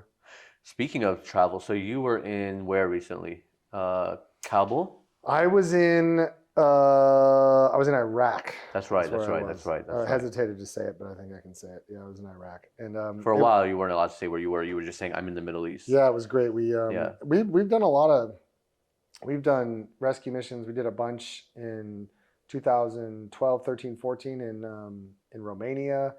Been to Belém, Brazil, in the north, like in Amazonia. Lebanon's one of our favorite places. That's where I'm from. Are you really? Mm-hmm. You're from Lebanon? Mm-hmm. No kidding. Yeah. I should have brought Beta. I have a Lebanese golden retriever. Oh. She's the greatest thing in the world. You're from Lebanon? Mm-hmm. No shit. Wow, it's one of my favorite places. I fucking love Lebanon. You've been? Yeah, several times. Yeah, dude. That's what I'm talking about. Like, I want to go with you if you ever do a we go all mission. the time. I'm serious. I'll go. Can I? Of course. Yeah, I mean, we go. So Beirut for the Ethical Treatment of Animals is a wonderful organization in Beirut. There's a bunch of animal rescues that have come out recently in Beirut. And so we started going there in 2017, I think it was 2017 yeah, I think it was 2017 with SPCA International. SPCA International, I can't say enough good things about that organization. They're fucking incredible. And the shelter that Beta had, Beirut for the Ethical Treatment of Animals, they had this just bombed out cinder block, ragtag kind of cobbled together, and there was 800 animals there. And it was in this valley, and they were losing their property, and holy shit, what are we going to do? We're going to pull these animals. And they're like the last house on the block. They got dozens of dogs that have been shot. I mean, dozens and dozens. Dozens of dogs. I mean, everything you can possibly imagine. And I met Beta in the very back of that shelter, and she'd been back there for like 8 years. And I was so grateful. Is she your dog? Yeah. Oh, cool. Yeah, we brought her back. We brought a bunch of animals back that had been shot and that had different issues that we put through our positive change program. Shot on purpose or shot? A lot of them come from there's Palestinian refugee camps around there. There's Syrian refugee camps. So they come from the camps? And in these places, well, some of them are just who knows the circumstances, but a lot of them are people protecting their property, afraid dogs are going to eat their chickens, this, that, or the other. Stay away from my property. There's a lot of stay away, and they don't hesitate to use weapons. But that's not. Yeah, I was going to say because that doesn't sound like a Lebanese thing. That sounds like like you said. It's a lot of stuff comes from the camps because there's just you got a lot of masculinity on top of one another, trying to figure out how to come of age in a refugee camp. So there's dog fighting. There's all kinds of weird shit. And Helena, the gal that runs that organization, she is this like fearless woman who will take us through like the Hezbollah checkpoints in a drop top Jeep, like she's got a baseball bat in the back. She's just such a rad human being. And she and this group of folks out there that she's just done a really good job of putting together a solid group of girls, Shireen and others who fortify her and help her stay sane. She's extremely hardworking, and they've really propped up a rescue industry out there that didn't exist. Good. And with SPCA International's help, they have this enormous shelter that's beautiful. It's in this beautiful valley in, I forget what the area is called, but it's really something else. And the first time we went, we actually took a bunch of the dogs up to Byblos. We took them to the beach. These are just shelter dogs, and we ended up bringing them home. We brought a pitty home. We brought some German Shepherd. We brought all kinds of dogs home, and then we brought another group of dogs home the second time. And I love Beirut. We were there right after the explosion too. The one that happened in August. Wow. Yeah. What was that? August 20. Yeah, 2021. That was brutal. Oh, 2020 actually. Yeah, it was tough, man. That was the same month I moved to Texas. Yeah, 2020. So we went down there and brought one of those dogs home too. That was found in the harbor, and Yeah, it's a beautiful place. I love Lebanon. I want to go with absolutely you love it. so bad. Oh, you now. can totally. And the But we have to support that you balance could it. bring. Yeah. The support that, and getting to eat there and go hookah and all the rest. That's what I was gonna say. We have to balance it. I want some fun, but I want it's to the join best. some mission stuff too. Yeah, definitely. Yeah, I mean Lebanon, with everything Lebanon's going through right now. I mean their currency is completely crashed. You can't get petrol. Everything's running off generators. They have rolling blackouts. You have deep partisan divide. You have almost like national divide because they're getting inundated with Syrian refugees and their economy can't. They already can't take care of themselves, and then they have all these refugees. And nobody has access to cash. Yeah, and the thing is so interesting is that they're still so resilient and amazing and nice and cool, and it's just I love them. Yeah, I mean Paris is the Middle East, man, and it really Paris of is. the East, yeah. You walk around that place, it's pretty special. It really is. Yeah, this is amazing. Yeah, and I mean, there's the thing. If someone's watching out there and wants to fund this, hit your boy up. What I've always wanted to do is travel from region to region. There's so many incredible people, just fucking people like me who have taken it upon themselves to advocate for animals in like the worst possible situations. Rescues in Romania and Bulgaria and Thailand and Korea and all over the place. And I've been to Morocco and Iraq, all these different places where people are putting everything they have and trying to get anyone they know to do the same into saving lives and advocating for the voiceless. And I'm just fascinated by those people. And I'm fascinated about why each region has their own particular issue. Why did Romania have the world's worst stray dog problem?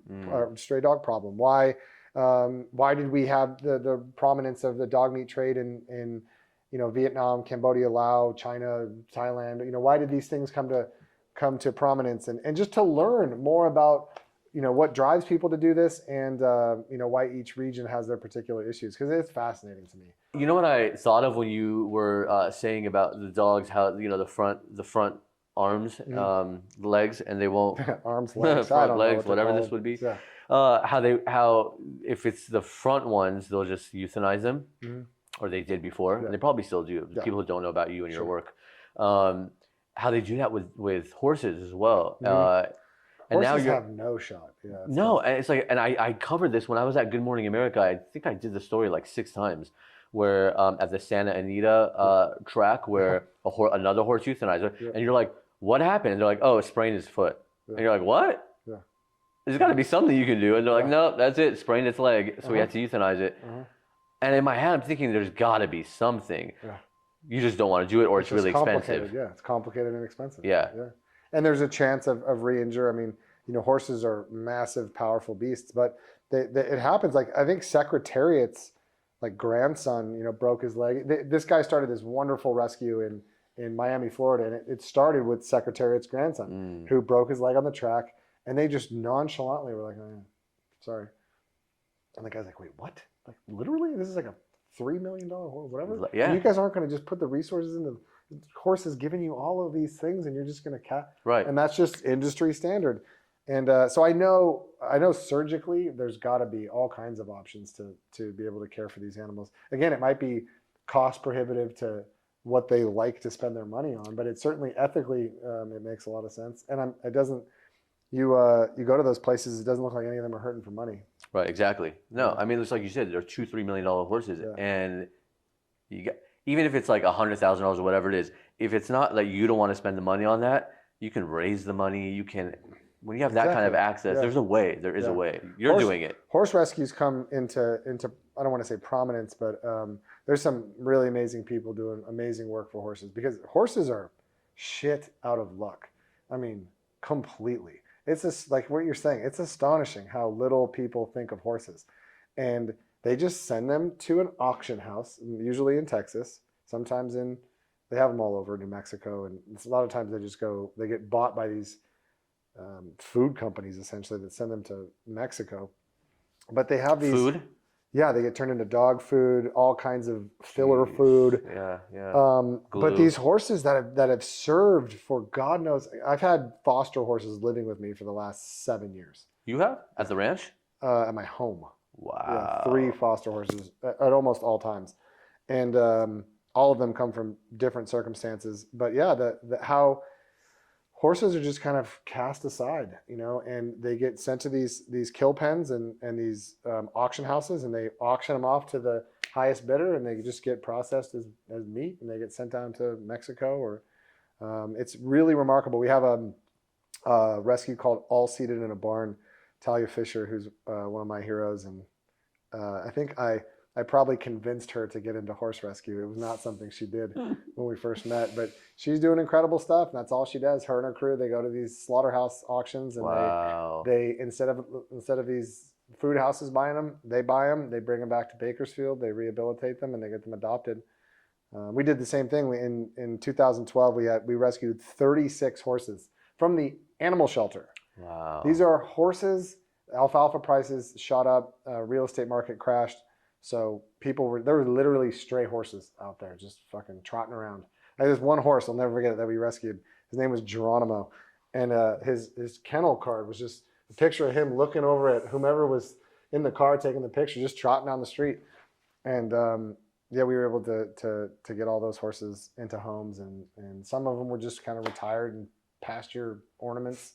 But horses are lovely, man. That's another animal that, like, dogs will do a whole lot for you in terms of your emotional,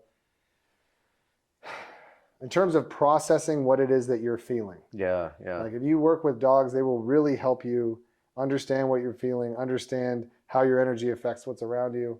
But horses, you know, because you have to do it with your energy. You can't move a horse with a leash. You know, you gotta be true with it. You have to really, and if a horse doesn't like what you're giving, you're fucked, sorry. You have to process it. So you gotta change, you gotta adjust, you gotta fuck, all right. Wow. You know, you have to address yourself. And if and when you do, the relationship you can build with a horse is just remarkable. Mm-hmm. We've been wanting to do a horse prison program. Again, anyone want to invest in a horse prison program at Tehachapi State Prison? Let's go. Our ranch is right next door. We've been really wanting to do one for a long time. Their level 2 yard is all about it. And like I said, our 20-acre ranch is right next door. So we could have... Your ranch is next door to? Right next door to Tehachapi State Prison. Whoa. Yeah, right next door. We share a boundary with them. Whoa. Yeah. Was that intentional? No. Huh. I mean, it wasn't. The property came available. It happened to be right next to the prison. I'd been trying to get into that prison for years, and they were not receptive. So we banged on their doors for years before they finally let us in. And we had to obviously pay for it. You know, there's no assistance. And that's one of the things that's most difficult for us is just funding positive change. Like, you, just like everybody else, has this remarkable reaction to the work. They go, this is fucking great. We should have this in every prison. This should be, you know, this is a no-brainer. But we cannot get it funded. We can't. We just are struggling. We're pushing a rock uphill constantly. And people understand the vision. They understand it makes sense. But the money isn't coming down from the institutions. You know, they're not going to pay for it. It's not coming from the state, although the state talks a big game. We've had some federal help through the First Step Act, which is great. But everything's like, I don't know. It's a little bit demoralizing. And well, they can't. I mean, they're you know, that money is going toward a very important, you know, bridge that goes to nothing, or like, It's really amazing how I saw an old report, like on, I can't remember what podcast it was, some news podcast, where this guy would like look at everything Congress was spending and like call them out on it. If it was like the most, he'd give an award. I think he was a senator maybe, or a congressman, but he would give an award to like the stupidest thing we spent money on that year. Yeah. And it would always be like some program that it would be like $50,000 given to find out why starfish get depressed or something. It was something, or of like, you know, is sunlight better for plants? It's like, I could have told you it was better for plants. You know? And part of the realization you had during this conversation is, oh shit, I thought you were just like bringing dogs to be pet by. That's what I thought from your Instagram. That's what a lot of people think, is that it's this puppy petting program. If you watch the posts on our, it's Positive Change program on Instagram. If you watch them, you understand what it is. But you do have to spend some time like. But that's part of what we face, is this generalization that we're just bringing puppies in to be pet by guys and then we leave. It's much more than that. We have several dozen formerly incarcerated dog trainers who are out here on the streets. several dozen. These are mostly black and brown men who have access to this economy now, through our program. And there's no reason why we can't do that for thousands and thousands more individuals and save thousands of lives in the process. It's so aggravating. Like, I grew up, my dad's an aeronautical engineer. So I grew up with my dad getting government contracts to do research and development and all this different stuff. And he would always talk about just how bloated, like how great it was to have these government contracts, because you knew the money was just obnoxious and you could just expense everything. When is that going to happen for me? When is our company going to get some government involvement where we get because we spend so much money on dumb or aggressive or nonsensical things. And this is a really proven model. It's proven to not only help rehabilitate dogs and save lives that way and help us get to a no-kill nation, but it's also been proven, to really rehabilitate difficult incarcerated students and put them on a trajectory of complete success.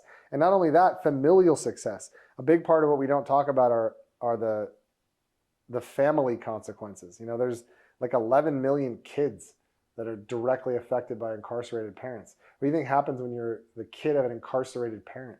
What do they think the chances are that you end up as part of this mechanism, So for us to give formerly incarcerated students a chance to get out of prison and ascend within our socioeconomic structure is fucking huge, because they don't really have access to that.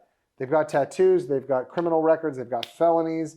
So you've got this ceiling that is difficult for you to penetrate, And I'm optimistic. I'm hopeful that one day we're going to treat people who are incarcerated just like we treat folks who have drug and alcohol dependency issues, as those who are worthy of an influx of positive energy, tools, and resources, and worthy of a full-blown reset, where we're going to look at you and say, hey, I'm not going to refer to you as an inmate or a prisoner or as a formerly incarcerated. You're just a human being who had some life experiences, and now you're here now. But instead, it's worn as this scarlet letter that they carry around for the rest of their lives. And in most cases, it's very difficult to get rid of. I mean, it really is a scarlet letter of judgment, of prevention. It just prevents them from reaching their potential. And what I want to see, like, I forget what that quote is, but the worst thing in life is wasted potential. And what I want to see is the just vibrant potential of all these individuals be realized. Because again, if we just look at it in terms of what these human beings have to offer those of us who are struggling. If you're struggling through whatever it is in your daily life, somebody who's been locked up in a pit of darkness for decades, they have something to offer you. If you're struggling with alcohol and drugs like so many of us are, and you have the ability to talk to someone who got sober in prison and struggled man, that's real. That's people helping people, making a difference in this world. And that's what it should be about. We should be focusing on these individuals for what they have to offer, not for the crimes we're afraid they're going to commit. Yeah, exactly. Because usually it is in our head of. I mean, what would you think if I brought one of my students here? That even the most empathetic, like socially in tune, highly aware, open-minded people still are confronted with this judgment when they meet somebody who's been to prison. It's almost like a moment. I've seen it happen so many times. They're true trepidation from almost anybody I've introduced students to, where they kind of, whoa, I don't know how to act. I don't know how to, this person's been to prison. And it's just a person. I think in my own, what's the word? Like delusional? No, there's another word, but it's close to delusional. That I see things that maybe aren't, like I can't imagine, because it depends on the energy of the person too. Sure, so I can't definitely. like blanket statement. Totally. But I'm so in my own like blasé world that like people will say something like, "Oh my God, you were in Mexico City or in Beirut or in this certain area that they told me like don't go to this area or whatever," and I'll do it, and I'm like, "Oh, I didn't like I'm just in my own, Whatever blows your hair back, man. That's what you gotta live life, not avoid life." Yeah. I'm trying to think of the word. Now it's I gonna love bother getting me. into a little bit of trouble. You gotta seek I out a love little bit of dancing trouble. with shadow. Like we were talking about shadow earlier. Yeah. I like looking at my shadow and even giving it an outlet sometimes that's not harmful. Yeah. Because when people are in denial and they want to sweep everything under the rug, that's Yeah. when it comes out, and it comes out dangerous to you or to others. Like we interviewed somebody for the podcast who's my astrologer, actually, who's incredible. He's spent like years with the Agori, and he is technically an Agori, which is the guys in India who, when you see them, they're covered in ash. They live down by the river. Yeah. By the Ganges, Yeah, exactly. Or sometimes no, sometimes they're in cremation sites. Yeah. But he is like this heavy metal punk rock dude, like heavy metal. Yeah. But if you talk to him, he's so gentle and nice and kind. But if you love it. see him like performing, it's like, right? But he's like, that's my outlet for my shadow. Yeah, Like yeah. I'm giving it that outlet because it's a healthy outlet Yeah. rather than something dangerous, you know? Yeah, ayahuasca is something else. Like boy, Have you worked with Aya? I have, yeah. Yeah. I have a few times. It's interesting. I've never talked about it on a podcast. I've never talked about it publicly, because being sober is it's tough, you know. So luckily, I had a really special individual who introduced me to a group of sober guys that all practice with ayahuasca, and because I was very what I was for was confronting darkness. I was not for how am I going to have this conversation. I certainly don't want to get involved with drugs and how is this going to affect blah, blah, blah, blah, blah. But in getting to connect with these guys, you know, it really helped me feel safe and kind of understand the procedure better. And fuck me, if that wasn't, I think, you know, it's been maybe 5 or 6 times. And I want to say it's responsible for me having confronted some of the most immovable objects blocking my comfort with me.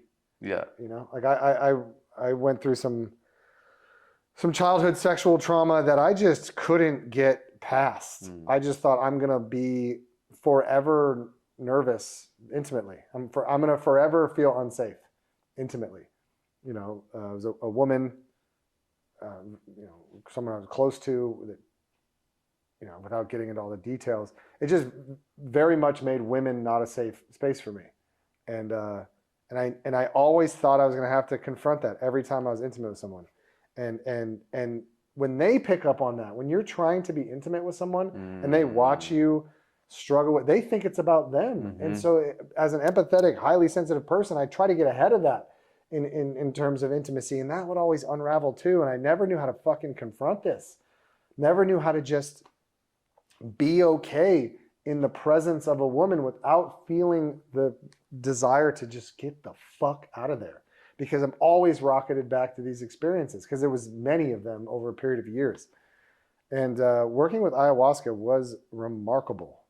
You know, sometimes, you know, completely alone in deep revelation, but other times, like, it just brought me what I needed. You know, women in that space who almost could subconsciously know that I was struggling with this, and they knew exactly where to just touch me, how to look at me, how to touch me in a non-threatening way, how to like bring me into the, and it was fucking magical. You know, even just with men, that my buddy, shout out to Rob Salerno, like the love that I have for this man, this just beautiful bear of a man, like he just, as a man who was sensing that I was going through something, I went through something very challenging in ceremony, and to have him hold me the way he did, and to be able to like lose myself in that, to feel all the awkwardness at first and then kind of breathe myself into it, and then be completely enveloped with his love and understanding. Like there are things that ayahuasca offered me that I'll never be able to. Did you reconnect with that child that was abused? Yeah, a number of times. Yeah. A number of times. You know, I had a lot of really profound moments. You know, I had some really dark, you know, visions. I had a lot of death in my life, a lot of overdose, a lot of car accidents, a lot of suicide, a lot of, you know, a lot of different things. And I mean, you know how it is. It's hard to jump into individual experiences, but so much of it got processed. And I don't want to say that it's not all being laid out for you in a detailed report. No. It's nothing like that. But there were a lot of metaphorical experiences. There was a lot of things that happened that I'll never. And I think at the end of the day, what it also does is just shows you that there is a God and that we are part of it and that we're all 1000% connected and that you are me and I am you.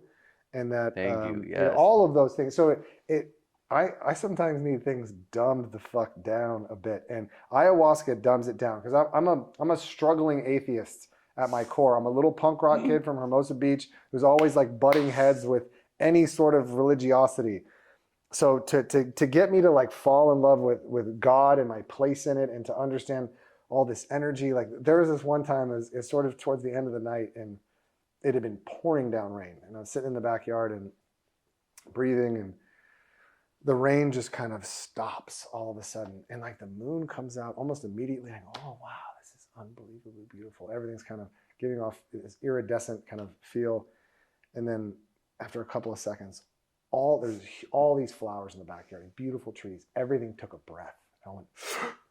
And I went, oh my God! Wow. All right, you know, and just what that does for you in terms of I mean, obviously, I was under the influence of a psychedelic that, you know, causes certain things, but what that did for me in terms of my understanding of nature and life and where I fit in it all, and kind of how inconsequential a lot of the bullshit that I'm always caught up in is, it was really valuable for me, you know. And the other thing that's special about it as a drug addict is the very last thing you want to do when you're done with ayahuasca is more ayahuasca. Yes. You know? And that was really important for me. Like I haven't done it in 4 years and I haven't felt the need to. And you need less every time rather than other drugs or it's not even a drug, but other actual drugs. Other modalities. Where you need to, like if you were doing like cocaine or smoking weed even, like you need more. Yeah. You need less every time for it to take effect. Yeah. Dr. Jeff, I'm forgetting his last name. He's at a place called Rhythmia in Costa Rica. He explains why that happens. You don't want to do it again. You're almost like, by the end of it, you're like, God, I never want to do that again. Yeah. And you just want to like go home and process, integrate. Place. Yeah. And some of those integrations were really helpful too, because so much is happening. Like we all need community. That's a big part of also what I need is that fellowship and like a place to be loved and feel love and all that. And there's nothing like those communities, you know, and so being able to like sit in a room while everyone's kind of unpacking these profound experiences, and some people had experiences that they don't know how to unpack, so they're just kind of overwhelmed. Your system is fried. You're just going, Jesus, I don't even know. So much went down. Oh, especially right after. Totally. And and you've done it a few times. If you could sit with a room and hear other people, then you go, oh wait, okay, that pertains to what my experience was, and you kind of, you know, can more rationally understand what you went through. Yeah, very true. Yeah. There was a guy I had dinner with a few months ago. It was like first time hanging out. And he was like, you know, talking about how he's sober. And I said, have you ever worked with ayahuasca? And he kind of got really defensive and was like, let me define sober for you. I was like, sober means nothing that alters your state of mind. And I was like, oh, okay, interesting. The reason I ask is because there's so many people that I met at these places who come in, you know, with pretty heavy drug addictions, where to the point where it was even hard for them to wean off for a couple weeks leading up to ceremony. And now it's been years and they haven't touched it. And he just wanted nothing to do with it. I talked to Luke Story about this, who was on my podcast. We talked for about more than 2 hours, I think. An hour of it was all about sobriety and ayahuasca, because he was really hesitant for years and was like, man, I want to do it so bad. I keep hearing all these stories, but like he wouldn't cross that line. And then he did several times, and now he's, you know, so happy that he did. And but he understands, like you, why somebody would not.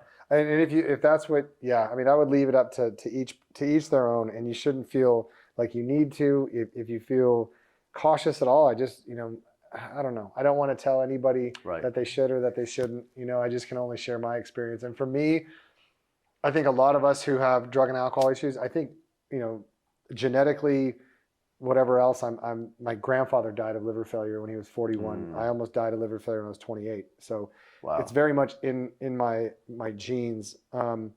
However, you know, it's also about trauma. It's also about occurrences sometimes before you can really remember that have affected you and that you get stuck on. And one of the things that ayahuasca can do is introduce you to those things. And I haven't found a substitute for that. And again, for me, it was about is this going to tell my brain that I have to have this substance in me? Is that going to be my experience? Because Right. if so, I'm fucked. If anything about this drug is going to keep me coming back like that, I shouldn't be doing it. But that was not at all the experience. Yeah. And there was always a very healthy amount of I don't want to say torture, but like fear, shadow. There was always a healthy amount of shadow in there that dissuaded you from. I don't know. It's hard to explain. I mean, you if you've done it, you get it. And every experience is different. So it is hard to explain, because when people ask me like, what's it like? And even when you get to a certain amount of time that you've done it, I think, and not even just Aya, like if you even, maybe it was your first time, but you already have meditated or done, Kriya yoga for 10 years, and you're already vibrating at a certain level, the experience changes. So I, for example, had one experience in Mexico that was so profound. I said, I'll never do this again, ever, because I was so close to, I don't want to say dying, like the medicine was going to kill me, but I was complete. And I was like, I'll go now. Like I was getting ready. And the only reason I chose, I believe, to stay was because, oh shit. She just hears someone. You heard somebody outside. I know. Don't worry. Go get him, Cora. Don't worry, Cora. Thank you for protecting us. Save us from the bad people. I know. She's a vicious guard dog. I know, she is. Yeah. You're right. She's like me. Like we're kind of cute, but we're also like kind of scary sometimes. Don't let the pink ears fool you. So, this experience in Mexico was insane, and I was like, I can't leave. I have my, my family and my parents, and I'm like, I'm not gonna go like this, but for them. But I remember, like you said, my friend who came up to me and just embraced me, my friend Dakota, who I love, that helped a lot. What I was gonna say is, when you were talking about the group shares, and how important that is and how helpful, it's no accident the people that you work with in ceremony and who's there. Totally. There was one girl I'll remember in that one ceremony who was incredible. She had cancer. They gave her a few months to live. This is like now years later, right? And she was actually half Lebanese, and she looked exactly like, oh man, okay, let me rewind a little bit. So I was in Costa Rica a few months before that. Worked with ayahuasca there, and my cousin who passed away from brain cancer came to me really strong in that ceremony. I mean, I actually even introduced her to a very famous Indian healer friend of mine who passed away a year before. Wow. And I was like, can you help her? This guy was the Dalai Lama's personal healer, Mother Teresa, Nelson Mandela. Like he was the guy. Wow. He would take my pulse and tell me everything going on in my body, and he would be 100% right. So he was a friend of mine. He passed away a year before. I introduced them together. He helps my cousin, all this stuff. This girl, my cousin, really tall. She looked like a model. She was gorgeous, had short hair like a boy, and just really cute, and had a great personality. And like everybody loved her. And she died from brain cancer. Well, this girl next to me on the shuttle taking us to the ayahuasca place in a ceremony 3 months later in Yucatan in Mexico, looked exactly like her. She wasn't as tall, but she had like short boyish hair. Turns out she's half Lebanese. She had cancer. I don't know if it was brain cancer. I think it was the same cancer that killed my cousin. Wow. And she healed from it though. And in ceremony, she's lost. I was in the bathroom. I had just finished like purging, and I'm walking back to my car, and I see her, and it's pitch black, and she can't see. And I have my little flashlight with me. She says, "Can you walk me back to my car?" And I'm like, "Okay." And I'm walking her. Like, maybe. I don't know. I don't know if I can. I think I'm struggling here. No, but I think I was good at that moment. And I'm walking her, and what she said to me was, I can't find the light. I can't find the light. And I walked her to her cot, and it almost felt like I was doing for her what I couldn't do for my cousin, like walk her back home. So metaphorical. And it was so interesting because I had thought I had processed that in the ceremony before that I did 3 months ago, where all out of nowhere, my cousin comes to me, and then it's like it was a whole nother level of it here. You know what I mean? So it's like even the people in ceremony with you, totally. It's not 100%. An accident. Totally. And there's a certain amount of trust, and your shaman or whomever's hosting your ceremony will remind you of that, even when you're not feeling it. I remember having some darkness take me over and kind of wondering like, oh fuck, whew, am I gonna be okay here tonight? Am I gonna be starting to worry about the people around me? And those people, like one woman in particular, was able. I mean, talk about doing for me what I couldn't do for myself.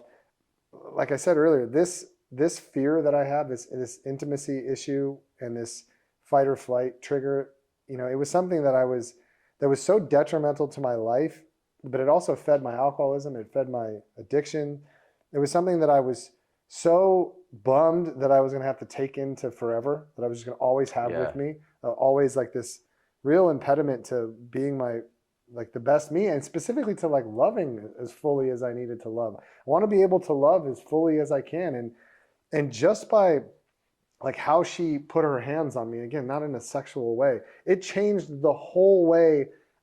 I'm able to address intimacy now.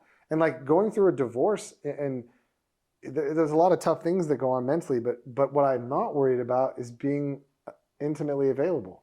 Like I know I can do that now. And not only can I do that, I'm like a zealous little kid about it. I'm so excited. And I don't mean just about having sex. I mean about like reaching heights of intimacy that are higher vibrations. I mean, real deep connections with individuals. And I know I can get there, and that I'm just starting to kind of scratch the surface. And I owe that, so much of that, to her, and to her somehow intuitively knowing like how I needed to be.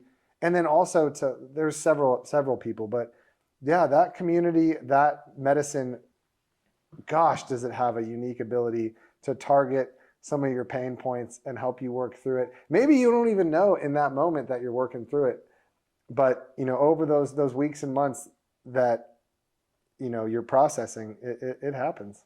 Oh man, yeah. This has been so good, to the point where we didn't even talk about Marley's Mutts. Not much. The reason you're here. We've talked some, yeah. You, when you had did they give you 90 days? Is that what it was to live when you had the liver? Oh yeah, man. Failure? So liver failure. So I went into what is called acute alcoholic hepatitis. At 28? Yeah, it's called end stage liver disease. So in cancer, you get like stage 4. It's just called end. END, because you die or you get a liver transplant. Those are your options. Your life as you know it has ended, So I was diagnosed end stage in essentially March of 2008. I stayed out of the hospital for as long as possible. I didn't even tell anyone.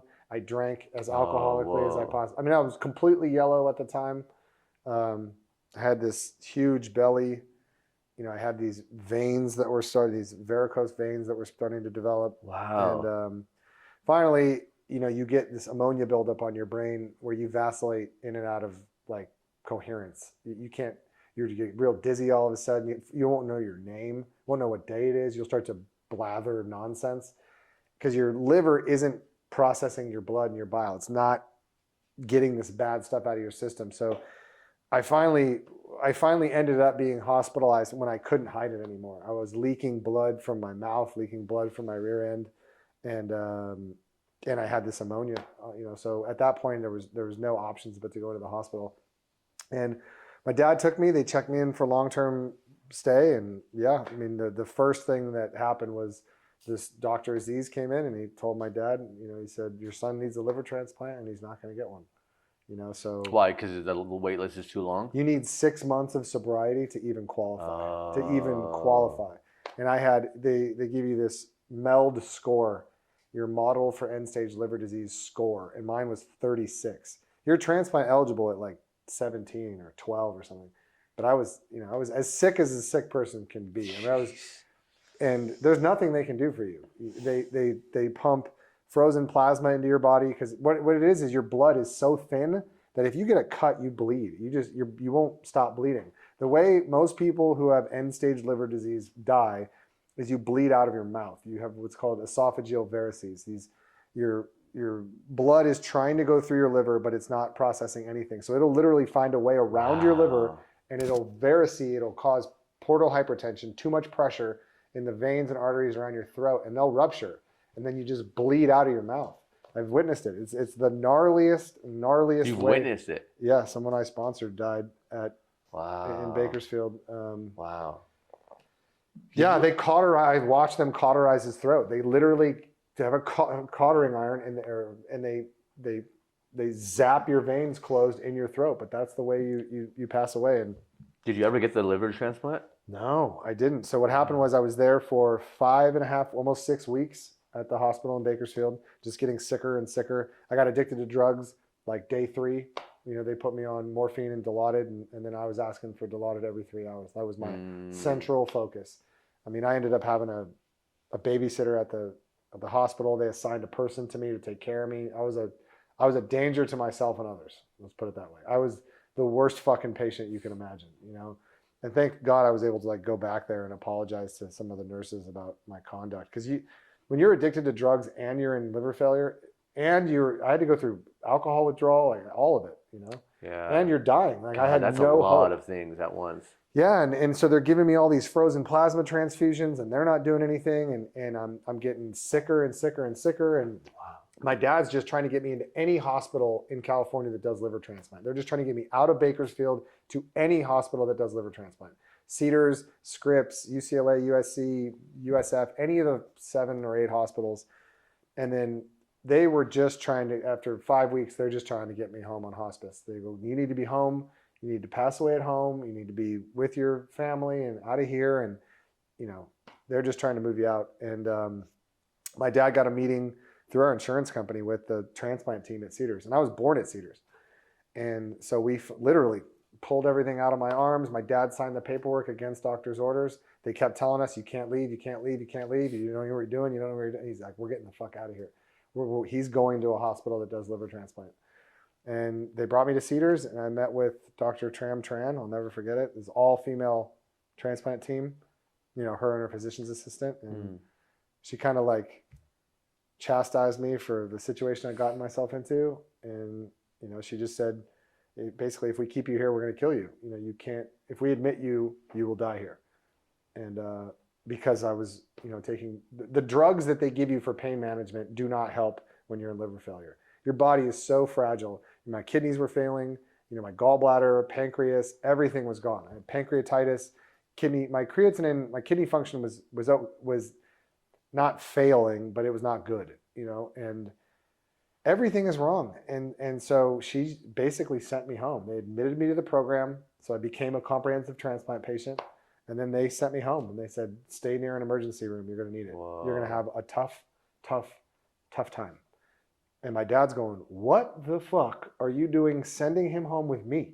What am I going to do with him? And they're like, stay near an emergency room. You're going to need it. And I got him to take me to emergency rooms to give me shots of dope, because I was so addicted. And then I had to go through withdrawal, and I had to kick essentially heroin. It's kick Dilaudid at my home with my dogs. And that was one of the first things, and probably the worst thing, one of the worst things I've ever been through. When you become acutely addicted to opiates, it is very hard to kick. And I had to kick. I was so fragile as it was. And then to go through opiate withdrawal like that, it was like 48 hours. And I was hearing things, seeing things, blood coming off the ceilings, devils and demons. And if I didn't have my fucking dogs there, like my dog Marley, my Rottweiler-Pit Bull, I literally did not let him go. He was like my anchor. He was my dude. And thank God, there were so many times where I thought I was dead. I thought I was losing my mind. I thought I had already lost my mind. And I would just touch him, and I would feel his heart and like the rise of his chest. I go, fuck, okay, I'm fucking alive. Okay, whoa. And I just like get my bearings. Okay, fuck, we're here. We're all right. And that's what it was, man. Those fucking dogs. By the time I got through that, I kicked. And then I was just wanting to kill myself. I was very hyper-focused on suicide, because at that point you got to I've been hyper-focused on drugs before that, alcohol before that. And I didn't have any control over anything. I couldn't control anything that was happening. I didn't feel like. So that was something I could control too, and yeah, I'll never forget. Like, it was one day I had gone to the bathroom in bed, and I'd like shit the bed, literally. And I went into the bathroom, and it's a mirror like that on the wall. It's the whole wall's a mirror. And I'm looking at myself as I walk in the bathroom, and I just was like astonished at what I was looking at. I was rail thin. I mean, so skinny, and everything was bruised. Everywhere they had stuck a needle was bruised, and I was completely yellow, and I had this fucking enormous stomach. And I used to tape my belly button because I had a herniated belly button, this enormous belly with varicose veins just feeding this huge, Wow. it's called ascites when you go into liver and kidney failure. And there's just filled with all this nastiness. I'm looking at this gaunt, scared shitless person. And it's so weird to look at yourself and not know who you're looking at. Like you're so familiar with your own reflection, you know? And one of the things about when you're in a hospital, you don't look at your reflection all that often. And to look at what I looked like, I couldn't believe what I was staring at. Like I just couldn't understand who the fuck that was looking at back at me and how that happened. Yeah. And I just like this overwhelming sense of, all right, you got to leave this world. Like this is just not going to work. This is not okay.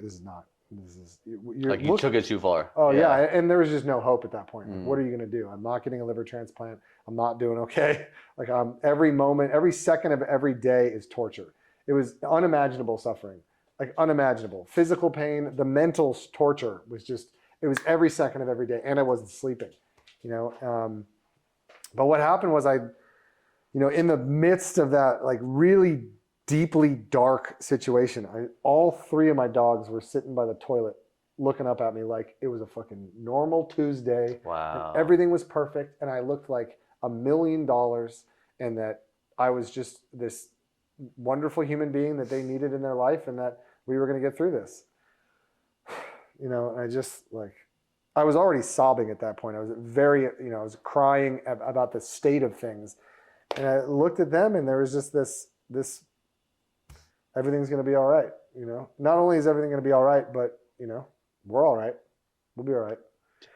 And that next day, it was Tug, Marley, and Buddy. And the next day I didn't go to sleep the rest of that night. And the next day I journaled in the morning. And I remember thinking to myself when I journaled, they're going to find this and they're going to think I have a 2-digit IQ because my handwriting's terrible. I can't spell. I just remember being self-conscious about journaling. Took a picture of the sunrise. And then we just went for a walk. And I couldn't walk barely at all at the time. But that was the beginning of the rest of my life. That was the first day of the rest of my life. And that from that point on, every day was dedicated to the dogs. Every single day, I walked 3, 4, 5, 6 times in the mountains with my dogs. And we started to add dogs to my pack. So one dog became 2 dogs, became 3 dogs. Started to get those dogs adopted, bringing new dogs. I was doing all this with the Humane Society. And all of my energies, instead of feeling sorry for myself, instead of hating myself, instead of being caught up in all this same fucking rat race of a just toxic mentality, it all went into them. And it was so easy because these were all shelter dogs. And so if I don't put my used dog car salesman hat on and get you what you need, you're not going anywhere. And then the dog behind you can't come be with me, and then we can't save any more lives. So all my focus went into that, and I got to be creative, and I started writing about the dogs. I started making up dumb stories that were just funny to make them ludicrous. Like they always had criminal records. You know, I'd say like they were at the shelter, they were incarcerated for peeing in public or like disorderly conduct or like having sex in public, whatever, and just made them funny. And then they started to take notice of this yellow guy walking around town putting up dog posters. And this was pre-social media, so everything was posters. I made flyers, and I spent all day putting them up all over town. And then dogs would get adopted, and then we go to the shelter and we pull more. And then I built kennels, and then the Boy Scouts helped me build some kennels. And then before you fucking knew it, and all the while I was extremely physically ill. Like I looked not okay. Yeah, how long did that take from like the day that you took that first walk to being okay? 6 months? 6 months. Yeah, I mean, I still looked pretty sick about 3 months after. I still was a little bit yellow. I still had swollen, my belly was swollen. But after I kicked opiates and went through alcohol withdrawal and I started walking, because they expected me to die. I had less than 90 days to live. I was just supposed to continue to deteriorate. There was nothing to prevent me from deteriorating. But when I started to work with the dogs, I started to sleep.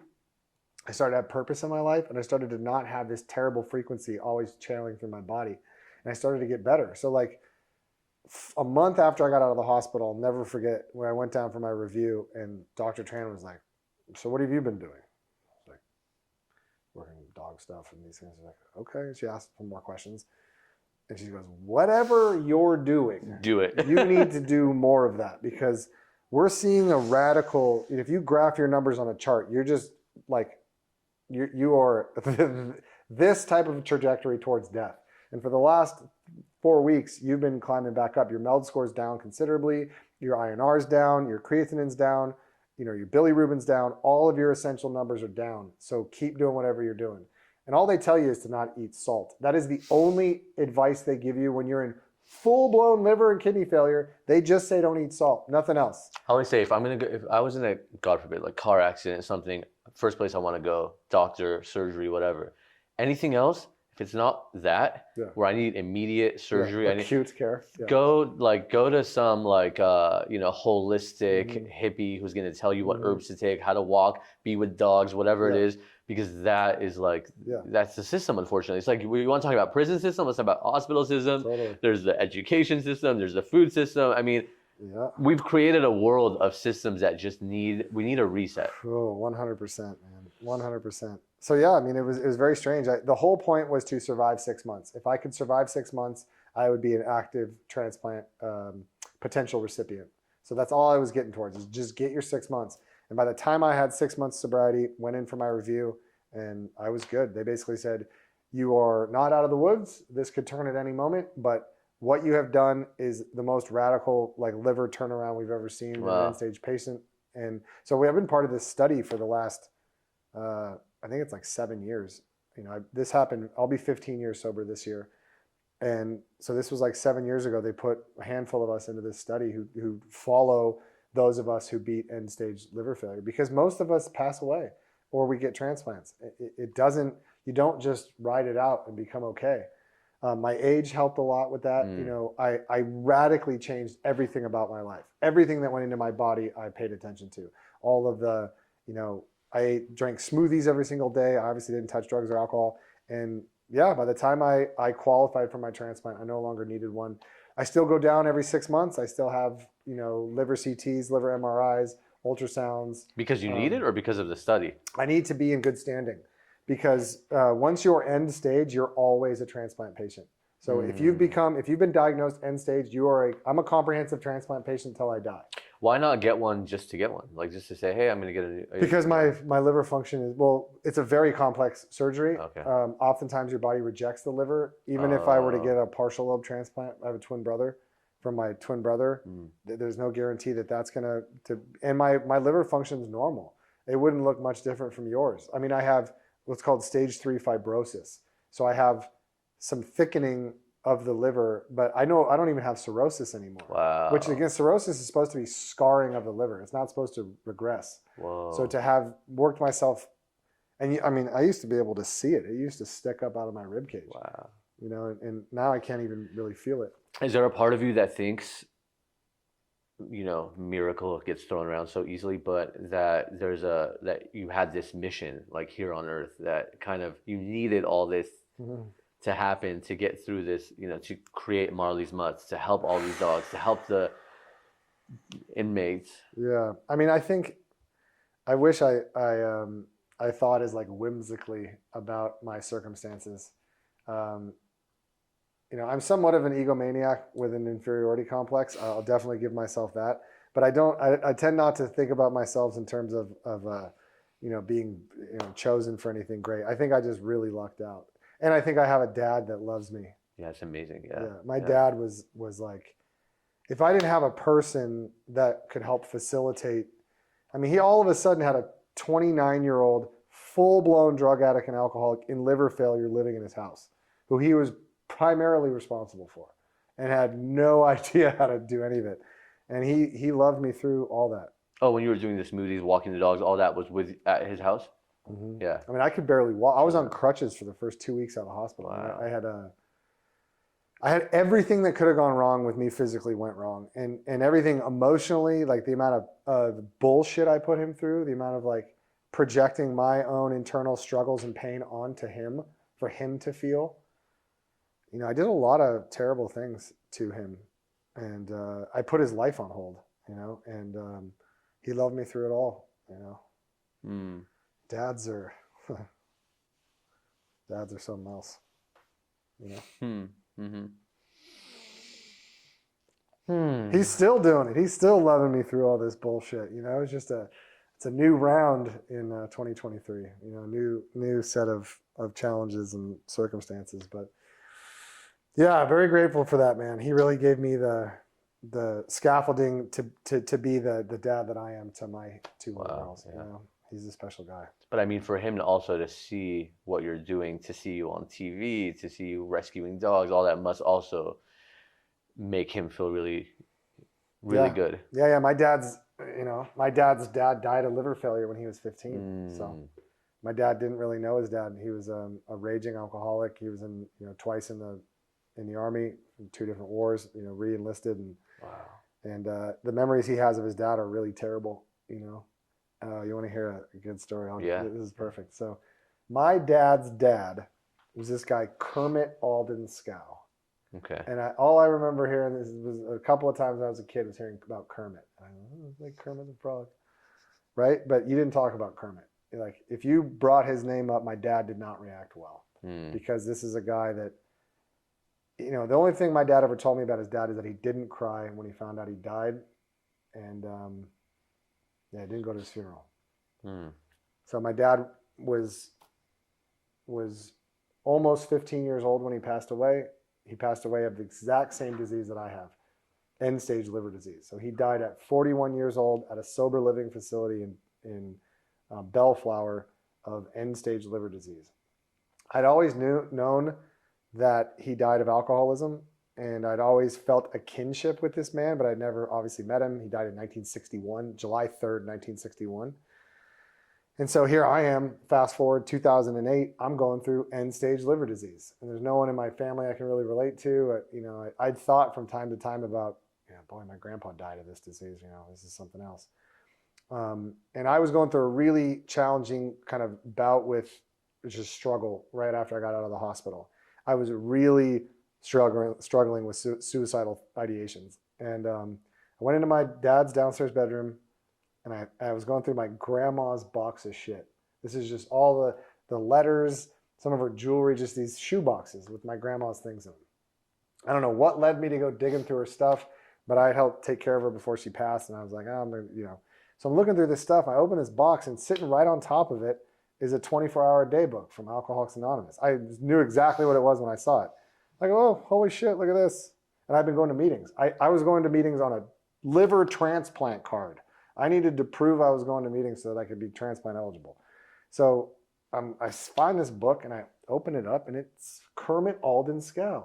His social security card is in there. I go, holy shit, this is my grandfather, Kermit Alden, look at this. And I start flipping through. There's a piece of paper with a name on it and all this other stuff. And this is fucking, wow, look at this. So I take it out to the living room. I was like, hey, Dad, I found your dad's AA book. Check this out. How cool is this? And he did not think it was that cool, but he takes the book and he's looking at it, and it has a ribbon to mark different dates. And the 24-hour day book has a prayer of the day, meditation of the day, thought of the day, right? And so my dad starts to shake his head and get teary. And he goes, I'll be damned. I'll be damned. And I go, what? What the fuck? And he goes, it's marked, the date. He goes, it just marks July 3rd. And I go, all right, well, what does that mean? He goes, that's the day the son of a bitch died. He died July 3rd, 1961. So this book had been read the day my grandfather died of liver failure, had not been opened since. And his grandson, who's dying of liver failure, opens it up, 50 years later. And it still is my prized possession. I fucking love that book. I'm so happy it came into my life. So it's got this piece of paper on it. It says 730 Cadillac Feldman, and it's got 5 numbers written on it. So I take it to my AA meeting that night. And I dropped this thing on the table, and I was like, check out what I found, And I asked my sponsor, I said, well, what is, can you make any sense of this piece of paper? And he goes, oh yeah, of course. He goes, that's the 730 Cadillac men's stag meeting, downtown Los Angeles. Friedman was his sponsor, and that was his phone number. I go, what the fuck? You gotta be kidding me. And so that was so it's my prized possession. I have this incredible connection to my grandfather, through finding this book. And then I was able to he really helped me understand the concept of God as I understood him. Because I was very anti-religious. I didn't want to think about God. Yeah. I didn't want to think about religion. I didn't want to think about any of that stuff. So needless to say, I was having a really hard time in recovery. And when I found that book, it gave me permission to communicate with him. So I just started talking to my grandpa, and it did the trick. I mean, it totally guided me into a understanding of spirituality and a concept of God as I understand him, and I'm forever grateful.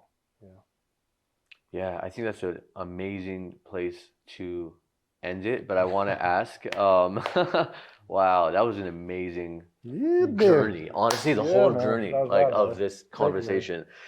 But for people who are watching, what can they do to support? Best way to support is to go to marleysmutts.org, MarleysMutts.org. You can follow us on Instagram at Marley's Mutts. You can follow us on Instagram at Positive Change Program. I'm at Zack Skow, ZACHSKOW. And I'll link to everything. Everything will be in the description. And what we are really looking for, obviously, is revenue to help continue to save lives and rehabilitate incarcerated people and pets. But we're also looking for people to get involved. So the Luke Stories of the world, the David Aspreys of the world, all of these guys who you're connected to, and I've got to fanboy over a few times, really, prolific, wonderful individuals who are trying to kind of move the needle socioculturally. I want them to come talk to our students, to come believe in our guys. Coming to prison is a really profound experience. It affects you to your core. It helps you really, for one, they let you out. That's a terrific feeling. But to come be of service to our guys, our girls, and our boys. We run a boys juvenile program down here that we just opened. We have formerly incarcerated trainers who are opening up our new programs. Wow. So we're really trying to change, this whole entire world for our formerly incarcerated brothers and sisters, and we need your guys' help to do it. And we're really looking to build, I don't want to say mentors, but like-minded individuals who want to come into a prison setting and believe in our students. Come share your experience, strength, and hope. Talk about if you have a skill to apply that is pertinent to what they need to dive into when they get out, whether it's social media, whether it's starting a business, whether it's entrepreneurship. Any of those things are extremely valuable. So get a hold of me. Come visit prison. Come. If you want to practice your public speaking, there's no better place to do it than inside of a prison. And your empathy and your level of like being comfortable around people that you might have otherwise judged. Totally. 100%. Yeah. And when you get to see how, if you come into prison with the right frequency, the right attitude, you're really, really well received. If you come in there to spread love, you're really well received, because that's what those guys need, and that's what they're receptive to, and that's what they deserve, to be honest. Yeah, let's do it. I'm excited. I'm so excited to think of all the ways that I can collaborate and help out. Yeah, man. Yeah. Thank you, brother. Cool. This was rad, of course. dude. Thank you. Man. Thank you.